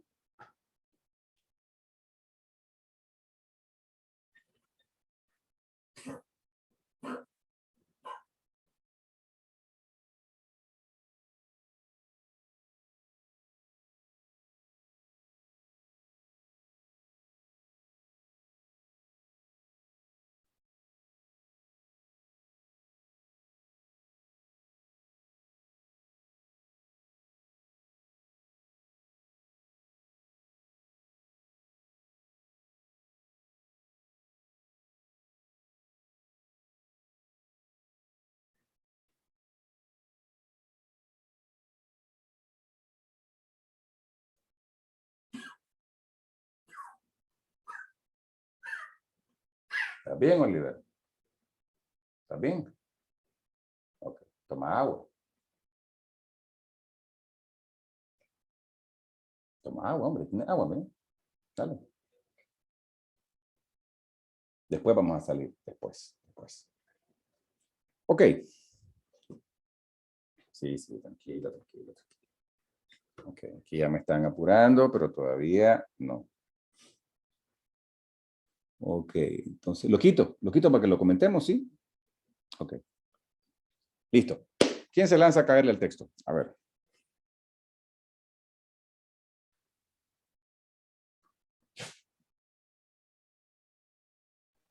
Este es el primer comentario, es Manuel, que le recuerda a un sketch de Family Guy. Es cierto.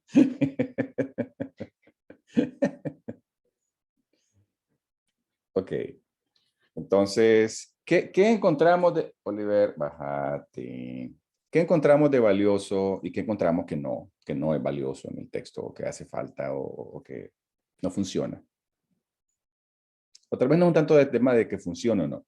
A ver, vamos a ver aquí. Si trae lo que leí en la Universidad de Valladolid, lo proteico, la identidad del género, esa frase que tú nada sin olvidar que toda frontera es tradicional, los límites geográficos. Ah, claro, lo de Shoah con lo de al norte con el poema, al sur el chiste en prosa, el chiste, perdón, el cuento corto, los aforismos. Hay mucho en Instagram de lo último que menciona, sí. Pero ¿qué pensás entonces del texto, Ani? Una vez que has citado eso a Ana María Shoah.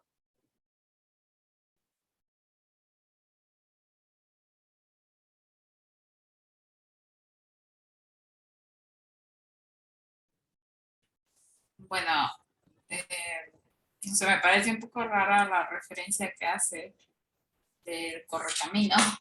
Ujú. Coyote. Luego, claro, me imagino que habla de esta banda de los Zetas de México. Sí, sí, sí. Pero, no sé, no sé, eso de que lo cocina en un horno Acme y no sé, si poner eso enriquece de alguna forma el texto, no sé qué habrá pensado. También me ha confundido un poco. Ok, un poco confuso, algunas referencias encontradas ahí extrañas que no le ves bien cómo acaban de funcionar entre ellas. Ok. Gracias, Ani. Otro comentario crítico, catando este texto. Hoy ya está todo dicho. Isabela, sí. Bueno,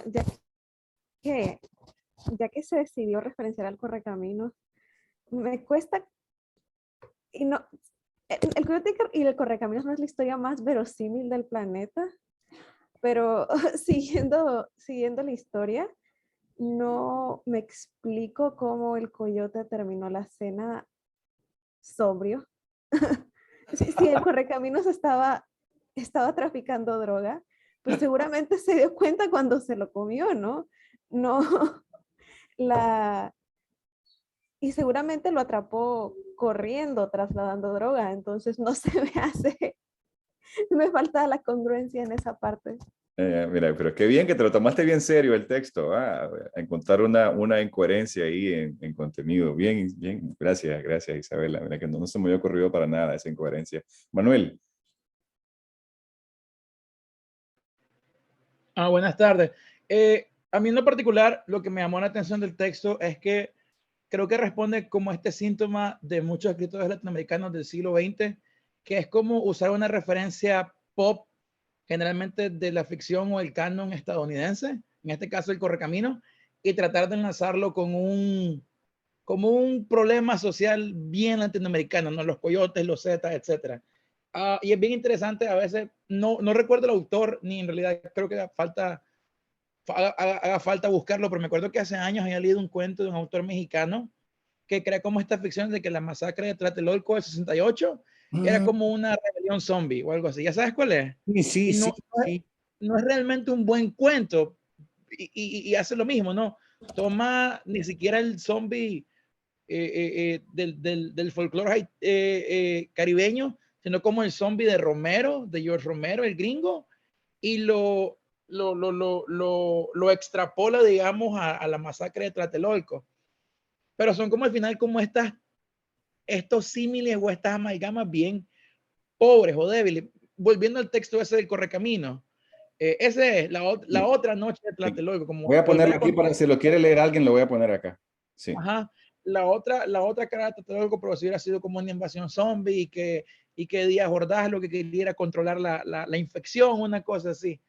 Pero volviendo al texto del Correcamino, o sea, dentro de la misma imaginería de Warner Bros. Está Speedy González, que es un migrante y es como el estereotipo, ándale, con el sombrero y todavía en la película de Space Jam, como hace un año, el más es un cliché, un estereotipo andante.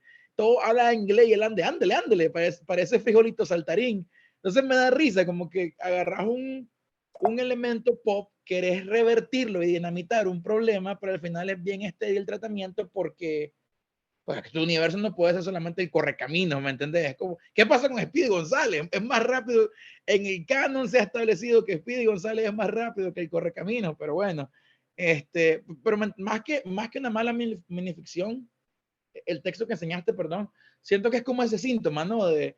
Soy un escritor venezolano, voy a escribir algo cool sobre un hombre lobo, ¿me entendés? Como tomemos la ficción occidental, canon del siglo XXI y veamos cómo la podemos aterrizar a este desierto de imaginación que es Latinoamérica, ¿me entendés? Siento que ese texto va más o menos en esa sintonía, que ser una mala microficción per se. Pero esa es mi lectura, al menos. Gracias, Manuel. Gracias, Manuel. A quien quiera leer el cuento que está mencionando Manuel Membreño, ya puse precisamente ahí el link en el chat. Pueden dejarlo abierto para descargarlo. Creo que es un PDF precisamente. Y sí, es interesante, es una tendencia que venía ya hace tiempo atrás y luego también se convirtió en otra cosa últimamente, aunque no sé si es, no, creo que no lo podría comparar, pero me recuerda un poco al tratamiento que hay ahora con el gótico andino. El terror gótico andino, que funciona bajo la lógica de retomar figuras victorianas del horror, como los vampiros, pero introducirlos en ambientes suramericanos y además agregarle un aspecto de realidad político-social, como podrían ser dictadura, golpes de Estado o eventos sociales del siglo XX. Ya empecemos en Mariana Enríquez, pensemos en Mónica Ojeda, entonces, pero este es otro tipo de tratamiento, sin embargo. ¿Va? Pero sí, un poco eso el tema de las mezclas y los contrastes, de retomar figuras reconocidas y conocidas, en este caso el horror victoriano, con el contexto social latinoamericano. Génesis. Bueno, a mí pues me parece que es un poquito como arroz con mango la minificción que mostraste. Ya sabes, o sea, uno está leyendo, bueno, vos le dijiste a Isabel, te lo tomaste con tanta seriedad, pero bueno, o sea, yo me puse a leerlo seriamente y al final fue como, pero esto de dónde salió, ¿me entiendes? O sea, ¿dónde, cómo realmente llegas a esa relación? Lo cual puede ser una gran virtud que vos podás como relacionar, enlazar universos tan lejano, ¿sabes? Tender un puente como de 10.000 kilómetros entre cosas como que inicialmente nada que ver una con la otra, pero es la manera de hacerlo. Vuelvo a la ubicuidad de las manzanas, o sea, ¿qué tendrá que ver Guillermo Tell con Isaac Newton? Pues, ¿sabes? Y encontrás ese punto en común, encontrás la manzana. En este caso, esta persona no halló la manzana, o sea, se le ocurrió que por ahí debía ser y no hubo ese punto intermedio, ¿sabes? Para que tuviera como, vamos, es lo que yo opino, pues que es como, te deja, o sea, al final la cabeza te explota, está así y de repente es como, ¿qué? ¿Sabes? No, ya te saca del contexto, pues, en lo que vos está, a pesar de lo breve que es, pues. Y lo que decía Isabela, pues, como va durando una cena 3 horas, pues se dan los efectos como de las drogas que llevaba y eso dio a entender que por el efecto de las drogas la cena duró. O sea, ya te empezás a hacer unas preguntas que nada tienen que ver con el tema literario, pues, y ya, eso. Gracias, Génesis. Solamente para quedar claro, ¿verdad? Cuando le dije a Isabela que Cere se lo tomó, fue como algo positivo. O sea, realmente en el poquito tiempo que lo puse en pantalla, Isabela vino y hizo una decodificación tremenda ahí y encontrar incoherencias que yo no las había visto. Me pareció magnífico su análisis. Aura. Muy breve y está simpático. Esa es mi opinión. Está simpático, uno lo lee, qué interesante. Pero no lo volvería a leer. O sea, es como que ya, pues, tal vez a mi hijo le voy a decir, mira, me contaron un chiste. Pero no lo volvería a leer porque ya dio lo que iba a dar. Que sí me confundieron ciertas partes. Lo de las 3 horas yo no lo había visto así como dice Génesis. Yo dije, ¿qué tienen que ver las 3 horas? ¿Y qué tiene que ver? Sé que se agitó, pero si, siempre se ha agitado. O sea, no, habían detallitos ahí que no sé si es que él quería darnos una pista de lo que iba a pasar, pero le falló. Y el twisting plot al final, el cambio de tuerca, fue muy brusco. O sea, nos hubiera dado algo. Por ejemplo, tal vez si hubiera dicho, se desmayó y se sintió mal, no sé qué, y de ahí llegaron los zetas. Tal vez por ahí hubiera dicho, ya entendí. Pero sí, o sea, está simpático. Eso es lo que yo pensé, está entretenido, pero sí, mucho detalle para lo que pasó. Gracias. Gracias. Ahora, bueno, miren, tomando en cuenta bueno, no sé si alguien más quiere agregar algo más o ya sienten que ya se ha dicho la crítica en general. Yo pues solamente, bueno, eso último que estabas diciendo vos ahora son mis palabras exactas, son las que habría dicho yo también, particularmente lo que dijiste de aguanta una lectura. Aguanta una lectura. O aguanta 2 o 3, pero para criticarlo y caerle, así como estaba Isabela diciendo, bueno, esto no es lógico, esto no es coherente, pero ya no es una lectura ni de disfrute ni de interpretación, es una lectura crítica, totalmente válida. Pero es eso, es como para encontrarle, a ver, hay algo que usaba, una expresión que usaba Alfred Hitchcock, que es muy, muy bonita, que era la expresión que él usaba, era la lógica del refrigerador. Entonces lo que decía Hitchcock es que después de que vieron una película y ustedes se van a su casa y se duermen y luego se levantan con hambre, bueno, ahí me pasa a veces, y se iba la gente entonces a la refri y estaba agarrando ahí algo y de repente los que estaban ahí decían, pero eso que pasó en la película en realidad no tiene sentido porque Entonces ese post Entonces decía Hitchcock, las películas deberían aguantar la lógica del refrigerador. O sea, que cuando vayas al refrigerador no te estés dando cuenta de que habían fallas en el plot, que habían cosas que no funcionaban, que habían incoherencias o inconsistencias, ¿no? No pasa la lógica del refrigerador, no pasa la lógica, pero ni siquiera la mesita de noche, este texto. Entonces, ahora me doy gusto para decirles que el texto es mío. Claro, ese es el verdadero plot twist. Claro, es un texto mío del 2012. Por eso yo puse en el artículo que les pasé que yo he escrito mucha basura. Y este texto entra dentro de la categoría de lo que yo hoy considero basura dentro de mis textos. Sin embargo, claro, hay que pasar por la basura para poder llegar al basurero y del basurero ojalá al container y del container pues aunque sea un poquito lejos, ¿verdad? Sí, en Panópticos ustedes van a encontrar muchos textos así. Manuel le había levantado la mano, solo digo algo más. Entonces, mis búsquedas eran búsquedas de humor, básicamente de humor por extrañamiento, donde vos lo que haces es que agarras un elemento conocido y lo asocias con otro elemento conocido, pero absolutamente dispar, y lo conectas. Esa es una herramienta típica del humor extrañamiento, ¿no? Es bastante usual. Ustedes pueden encontrarlo en todos lados, en todo tipo de sketches, por todos lados encuentran el A, en vez de juntarse con el B, lo juntas con el Z. Bueno, y en este caso literal con los Zetas. Manuel, y luego Jorge. Espérame, solamente una pregunta, porque me quedé pensando en eso que decías del texto. No es coherente, no tiene sentido, usaste, y esas son las dos cosas que rescato. No es coherente y no tiene sentido. Pero pensando como lector de ficción, es decir, no consumís ningún producto de ficción porque es totalmente coherente o hace sentido. So, estoy tal vez, no sé, tal vez nadando con el estómago lleno, pero si nos ponemos con esa lectura, no habrían productos de ficción fantástica como Star Wars, Lord of the Rings.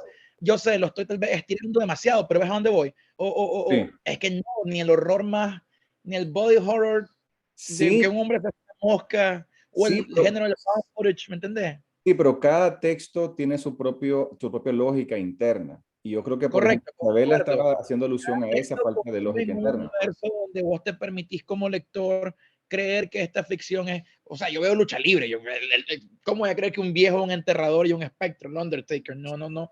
Pero me permito creer eso porque caigo en el proceso de embobamiento del lector o del consumidor de ficción. ¿Me entendés? Contrato Entonces, de credibilidad.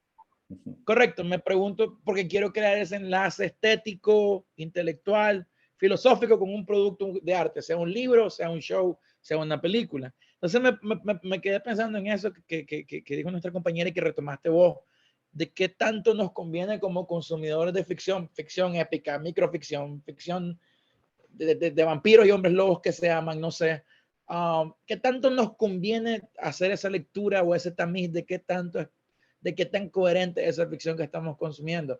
Ojo, no hablo de buena ficción o mala ficción, hablo de ficción, hablo de la piedra en bruto, qué se saca de ella, eso El es otra cosa. El producto general. Sí, correcto. Entonces me quedé pensando en eso y quería poner esa duda. Tal vez hacer nada más ese matiz, tal vez maticémoslo, ¿no? Hablemos de una cosa es la estructura lógica interna del texto que existe, cada una de ellos tiene, incluso puede haber un texto del absurdo y vos lo lees en clave del absurdo. Y esa es la lógica del texto, el absurdo, donde vos sabés de que efectivamente las asociaciones pueden ser libres, las conexiones pueden ser no lineales y puede ser que la asociación causa-efecto deje de funcionar. Incluso claro, que, no es una película de David Lynch esperando algo coherente. correcto, exacto. Vas a ver, ¿cómo se llamaba este? Cabeza de borrador, por ejemplo, y lo vas a ver con una clave de realismo mágico o una clave de realismo español, no va a funcionar. Pero lo mismo, si vas a ver una película, un documental y quieres verlo en clave de David Lynch, pues tampoco funciona. Sería interesante, sin embargo. Pero el punto es ese, ¿no? Los marcos de análisis, los marcos de lectura y las lógicas internas de los textos y de las obras de arte, pues eso, yo creo que estamos hablando un poquito de eso, ¿no? Si yo te entiendo lo que dijiste, no es un tema de coherencia en cuanto a que esta es una realidad alterna que funciona con mis reglas, no, las reglas del texto, ¿cuáles son? Y esa sí es una pregunta que se hace en minificción. Se supone que la minificción trae sus propias reglas de juego, de lectura en su interior. Y más o menos te puede incluso sensibilizar, por así decirlo, sobre si va a jugar, por ejemplo, con novela negra, con el absurdo, o con el humor paródico, o con el intertexto, o con el metatexto. Cada uno de esos es una clave de lectura. Interesante porque notaría para otra charla y tal vez para un escrito que no conozco, el tema de las claves lectoras y las lógicas internas. Pero bueno, lo vamos a dejar Para ahí. otro modo de lectura. Muy bien. Bueno, Jorge y luego Ulises y luego vamos cerrando, me parece. Jorge. ¿Me escuchan ahora? Sí. Ah, bárbaro. Ok, bueno, brevemente, ¿verdad? Acá lo que estábamos viendo en este texto, más allá de analizar o criticar el fondo, estamos criticando la forma, y esto quisiera pues dejar las expectativas bien claras, que podemos abordar el tema que quisiéramos, o sea, la cosa más descabellada del planeta, pero lo que realmente importa es el tratamiento de ese texto, la estética, la estructura, la forma en sí, que independientemente de que se hable de esto o de lo otro. Ahora, también me gustaría agregar otro comentario en relación a los talleristas, lo que nos mueve, que siempre somos escritores en proceso, escritores en formación. Vos estás diciendo, imagínate que este texto que nos está presentando hoy el facilitador del taller es un texto de su autoría que se escribió en el 2012, ¿decís, Alberto? Ahora siempre estamos en proceso de conocimiento, de creación, de autocrítica. Entonces, no esperen ustedes escribir una gran obra, o sea, finalizar el taller y esperar a escribir una gran obra, sino que siempre es un ejercicio constante, un ejercicio de mucha disciplina. Eso era todo. Está bien. Y la verdad, bueno, ahora que dijo eso Jorge, y tal vez voy a también otra vez aquí a desdecirme, me vivo retractando, ¿no? Mi vida es una retractación completa. Tal vez debería de ser un poquito más cariñoso y menos duro al decir que es basura, que es lo que hice, porque también de repente, ¿qué mensaje le estoy dando a las personas que están comenzando a escribir, verdad, Jorge? También estoy siendo terrible al decir eso de mí mismo. Entonces, básicamente, quedarse con la idea de, efectivamente, es un proceso, es una evolución constante, es una experimentación, y uno va por ahí, por la vida, va creando textos y en la medida que puede, uno va encontrando otras formas de hacerlo. A veces no son ni peores ni mejores. Yo, por ejemplo, veo algunos textos míos del 2015, 2014, creo, y yo digo, ve, eso es lo mejor que hice. Pero luego hice otras cosas, pero ya no volví a recorrer esas rutas. Y sin embargo, hay textos que se sostienen en el tiempo, como Vergüenza. Y entonces yo veo para atrás y digo, Vergüenza funciona muy bien, pero es un texto clásico. Tiene un inicio, un nudo, un desenlace, no hay experimentación, no hay hibridez genérica, no hay ninguna de las cualidades posmodernas. Es un texto muy clásico. Sin embargo, pues yo no voy a venir ahora y decir qué barbaridad, este texto no tiene ninguna de esas cualidades posmodernas, que así no sirve. No, sí considero que sirve. Y lo hice en ese momento y no me arrepiento, pues. Pero entonces básicamente es como un balance entre amarse a uno mismo, reconocerse como alguien que puede crear y que puede crear cosas y que puede mejorar en esa creación.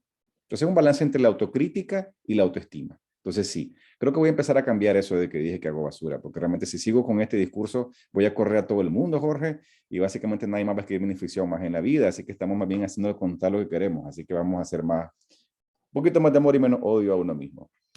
Creo que Ulises había levantado la mano y luego cierro. Un corazoncito, ay, qué bonito. Vamos a hacerlo como los coreanos. Ulises. Sí, yo pensando en acerca de este cuento, realmente cuando uno empieza, uno dice, sí, hay una falta hay un salto lógico demasiado brusco. Pero entonces si uno ve los elementos, está el elemento del coyote, o sea, que no solo trabaja a nivel del hecho de que es el coyote de los cuentos, sino también puede ser el coyote de la frontera. Está el correcamino, que es el inmigrante que va corriendo, o sea, en realidad la alusión funciona. Lo que siento sí es que el movimiento de la trama es demasiado brusco. Quizás eso es lo que hace, lo que no permite, o sea, porque uno realmente, de cierta manera, porque está tomando una referencia cultural que es bastante conocida, de cierta manera uno tiene una expectativa de lo que va a suceder en el texto. O sea, son preguntas que el texto crea al principio. O sea, finalmente el coyote pudo comérselo. O sea, y utilizó inclusive un producto ACME de que son los que matan, por lo general, el coyote siempre muere por producto ACME y ahora resulta que el horno de producto ACME es el que sirve finalmente para poder comer al correcaminos. Entonces, yo creo que la lógica tiene que ver con el hecho de que uno como lector y como consumidor de ese tipo de material, uno tiene una expectativa, o sea, el texto crea ciertas expectativas y ciertas preguntas que al final no responde. Yo creo que ese es el problema. No creo que los elementos sean equivocados, o sea, porque es lógico que se esté jugando con el hecho de la droga, con el hecho del coyote. El juego es interesante, el juego se entiende, pero el hecho es de que hay una, o sea, el movimiento del texto es ilógico, o sea, vas hacia un lugar, yo creo que inclusive esta es una conclusión bastante, o sea, con respeto pues de usted, el final, el cierre del texto es demasiado fácil, es demasiado, diría yo, como que ya quiero deshacerme de este texto, ya lo voy a terminar y voy a hacer con esto. Quizás si la pregunta que el texto hace al principio se hubiera resuelto de otra manera, no habría ese cambio tan brusco. Eso es lo que yo pienso. Gracias, Ulises. Fíjate que con eso me acabas de ayudar a identificar en mí mismo, en mi trabajo, algo que yo creo que más o menos he logrado ir subsanando, que es el tema de las transiciones. En la minificción tenés ese reto, es decir, cómo construir la narración típicamente con una estructura narrativa más posmoderna, de in media res o raconto, esto lo explicamos la vez pasada, pero a la vez tiene que transitar, tiene que sentir que el texto funciona, no que es simplemente un corte y acabaste, ¿no? Claro, en el 2012 yo estaba comenzando. Bueno, yo comencé en el 2011 realmente, pero pues digamos que 2012 todavía eran mis inicios, pues. Entonces, de alguna manera, yo estaba trabajando muy cortada la transición, era así como muy brusco. Eso de la brusquedad me llamó la atención y sí, es una característica de muchos textos de esa época, como cortar directamente para poder ya terminar y cerrar el final. Como sentir que me ahogaba ante el poco espacio para poder completar la narrativa. Toma mucho tiempo no sentir ese ahogo, para sentirse más bien totalmente tranquilo y relajado con el espacio breve, porque ya es un medio natural para vos. Eso me parece muy interesante. Algo que quisiera agregar antes de cerrar, voy cerrando ya respondiendo la pregunta de Tania, que no la respondí. Movimiento del texto, sí. Hacia dónde se mueve el texto, sí. Esto es excelente, esa idea de cómo se mueve el texto, cómo se va moviendo. Ya me perdí. No, ya. No le hagamos el favor al texto de la sobreinterpretación, porque también esa es otra cosa importante. De repente, un amigo, por ejemplo, nos entrega un texto y entonces nosotros vamos a ayudarle al amigo sobreinterpretando el texto, o sea, agregándole un montón de contenidos y posibilidades que realmente el texto no da. Entonces, ojo con eso porque también a veces nosotros lectores de minificción ya nos hemos hecho en la mente la posibilidad de entrar en un texto e inmediatamente crear diferentes posibilidades, porque ya nos viene, ya nos hemos acostumbrado a eso, ya viene en nosotros, o porque somos así también, porque de repente a veces pues, somos así, solo interpretamos ya de manera natural. Entonces, ojo, en la minificción también implica para nosotros pues hacer el favor al amigo, a la amiga o al texto de no sobreinterpretar. Realmente hay que también distinguir cuando el texto no tenía mayor intención que la de poner un chiste con una supuesta reflexión social dudosa, pues decirlo. No empezar a decir, bueno, esto podría ser interpretado desde la teoría freudiana psicoanalítica como que el coyote es el padre y el correcaminos es la madre, y entonces, no, tampoco. El texto da algo, pero nosotros tampoco vamos a sobreinterpretarlo. Ok, eso pasa demasiado en la poesía. Sí. Tania, hecho lo que no me gustó es que estaba fácil de interpretar porque tenía elementos muy obvios y brusca la transición, efectivamente. Y respondo a la pregunta de Tania. Tania me estaba preguntando que cuáles serían esas dos cualidades que yo rescataría o diría, estas son. Bueno, ya una la dije en el texto y lo dice Zavala, no lo digo yo. La posibilidad de múltiples lecturas. Precisamente la posibilidad, si la minificción te da para múltiples lecturas y más bien cada vez que la lees podés encontrar más y más, aguanta, resiste múltiples lecturas, probablemente es una minificción que da mucho y por ende que tiene elementos, recursos, herramientas, uso de elipsis, posibilidades co-creativas interesantes. Ya, más allá de la sobreinterpretación, ¿verdad? Porque diferenciemos, realmente da chance para múltiples lecturas. No es que yo, que estoy acostumbrado a hacer 500 lecturas de 3 palabras, pues se las estoy dando, no porque realmente el texto lo permite. Tiene las herramientas semánticas necesarias para esto. Y la segunda que tal vez vengo de atrevido a decirlo ahora, pues si puedo decir una segunda, sería la palabra experimental.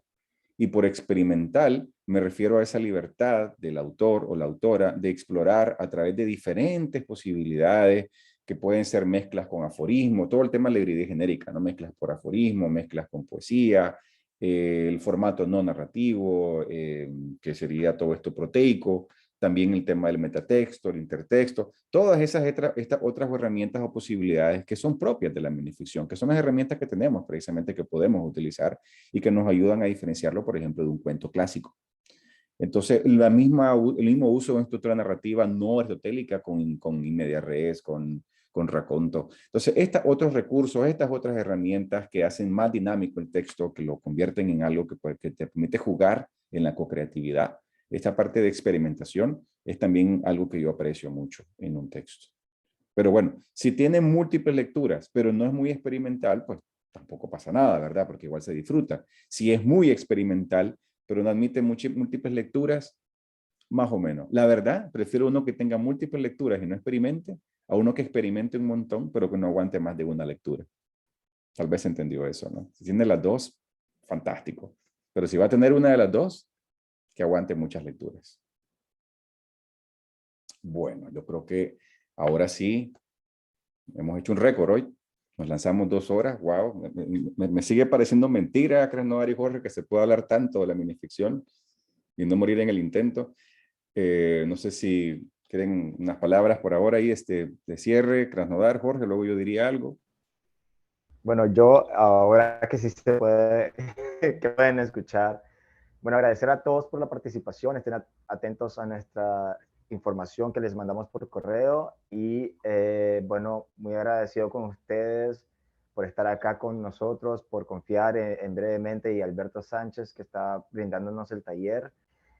Es enriquecedor de verdad hablar mucho de minificción porque de esta manera es como va evolucionando, va creciendo el género y se va estableciendo como un género mucho más sólido, más consolidado y podemos pues todos aportar en esta transición. Ustedes están aquí hoy pues porque fueron parte de un proceso. Alberto mismo lo acaba de mencionar, sí hay un proceso detrás, así que todos estamos en formación constante, no dejen de escribir, esto es un constante, ¿verdad? No podemos cambiar eso, siempre hay que estar en evolución, en crecimiento, sean autocríticos y aprovechemos pues todas las herramientas que nos está brindando Alberto. Muchas gracias a todos por participar. Gracias, Jorge. Algo que quería agregar es que recuerden que tienen el material que envió Alberto para que puedan leerlo con los manuales de Violeta Rojo y Ana María Ochoa. Igual es bastante información y es bien útil. Y también que tenemos una sección en Brevemente en las tomas, así que si se animan ustedes pueden enviar sus microrelatos y nosotros vamos a leerlos en una sección que se llama Microvoces, donde leemos microrelatos de las personas que nos siguen o que quieran compartir microrelatos con las personas que nos ven. Ahí les voy a pasar el correo. Gracias, Krasnodar. Y tal vez agregar que Brevemente tiene también los domingos entrevistas y que el día de mañana les toca con un escritor guatemalteco, ¿correcto? Así es, sí, con correcto. Rudy. Sí, con Rudy Gómez. Sí, para que entonces también estén atentos a las 4 p.m., creo, ¿no? En Brevemente. Sí. Sí, a las 4 p.m. para que estén atentos y pues puedan también hacer sus preguntas a estos autores que están en el oficio. Correcto. Y a quienes vean este video y haya pasado esa entrevista, pues fácilmente se van a buscar la página de Facebook de Brevemente y ahí van a encontrar siempre todo lo que necesitan ver, revisar y tal. No solo esa entrevista, sino todas las anteriores que han estado teniendo este par de jóvenes talentosos, trabajadores, obsesionados con la minificción desde Brevemente. Bueno, muchas gracias, Krasnodar. Muchas gracias, Jorge. Cerramos por hoy. Decirles entonces de que seguimos ahora, ¿verdad?, hacia el módulo 3. Gracias por el aguante. Realmente soy súper contento realmente del aguante y la intensidad de estos encuentros, de estas conversaciones, con un montón de preguntas y observaciones que créanme, en ningún otro espacio en el que hasta ahora he podido tener el gusto de participar o facilitar había tenido esta dinámica tan intensa y tan buena. como la que hemos tenido estos días. Y no crean que esto lo digo todo el tiempo, no ando diciendo eso. Entonces, el módulo 3 que se nos viene es un módulo de edición y creación. Aquí vamos a cambiar un poquito la mecánica y les voy a pedir que escriban, básicamente. Así que esperen mañana el primer ejercicio. Yo les mando un correíto para ver si logramos escribir un par, tal vez 3 textos de aquí al próximo día y a la vez yo también tener la posibilidad de irlos comentando, sin miedo. Les recuerdo que me retracté y es de corazón. Ya no vuelvo a decir eso, lo prometo. Prometida, que no vuelvo a decir que he hecho basura, Jorge Kras, lo lamento. Así como japonés me hago una reverencia, ya no vuelvo a decir eso. No, he hecho experimentos, he creado todo tipo de cosas. Vamos a ser minificcionistas anónimos. Yo confieso que escribí todo tipo de cosas y que cada día mejor, cada día un poco mejor. Vamos a crear como una especie de frase, ¿no? Pero bueno, por ahí vamos. Tani, ¿vas a decir algo? Sí. A mí, trátame sin guantes de seda, que yo reciclo y me encanta reciclar. Entonces, Está bien. ahí voy a mandar mis textos pero no importa, sin miedo al éxito. No hay problema, Tania, que yo no tengo problema con eso. Siempre me parece que básicamente lo que se debe entender es que la crítica es al texto, nunca a la persona, ¿verdad? Pero sí, ahí estamos. Hola, soy Alberto y soy minificcionista. Ah, ahí está. Eso, Jorge. Vamos a comenzar a hacer eso. Me encanta. Pero bueno, módulo 2, edición y creación, o creación y edición, como lo quieran ver. En realidad, más bien es creación y edición. Aún estoy diseñándolo porque recordemos que este es el piloto. Si ustedes tal vez se han dado cuenta, básicamente yo diseño el módulo siguiente los domingos. ¿Ya? Bueno, tengo algo siempre en la cabeza y obviamente se basa en experiencias previas, pero es el domingo que hago realmente el trabajo de creación de lo que realmente tendría que ser el módulo. Así que también han sido semanas intensas para mí porque estamos creando el pilotaje en lo que lo estamos moviendo. Y se nutre de lo que conversamos acá. Así que también la idea es que sea interactivo, ¿no? Y ustedes me están dando un montón a mí de elementos para poder mejorar el próximo módulo cuando se haga el siguiente en Guatemala. Ok, gracias por eso. Entonces, nada, yo mañana les pasaré el primer ejercicio. Como les digo, todavía estoy armando un poquito la jugada, cómo va a ser, pero vamos a irlo viendo poco a poco. Pero sepan eso, que la mecánica esta semana va a ser crear. Yo voy a darles algunos retos creativos, yo les voy a dar un deadline, y yo voy a esperar esos textos y yo los voy a comentar y de alguna manera eso va a alimentar lo que va a ser nuestra conversación el próximo día. Y posiblemente les pase alguna lectura muy breve que sería en este caso de algunas herramientas típicas de uso para creación de minificción. Probablemente eso es lo que estaría pasando también el lunes o el domingo, vamos a ver. Probablemente no va a haber conferencia en esta ocasión. No estoy seguro. No estoy seguro todavía de eso, pero probablemente no va a haber. No en esta vez. Bueno, les deseo un bonito resto de lo que queda de sábado y un buen domingo. Descansen y de nuevo muchas gracias por estar y por su tiempo. Hasta la próxima.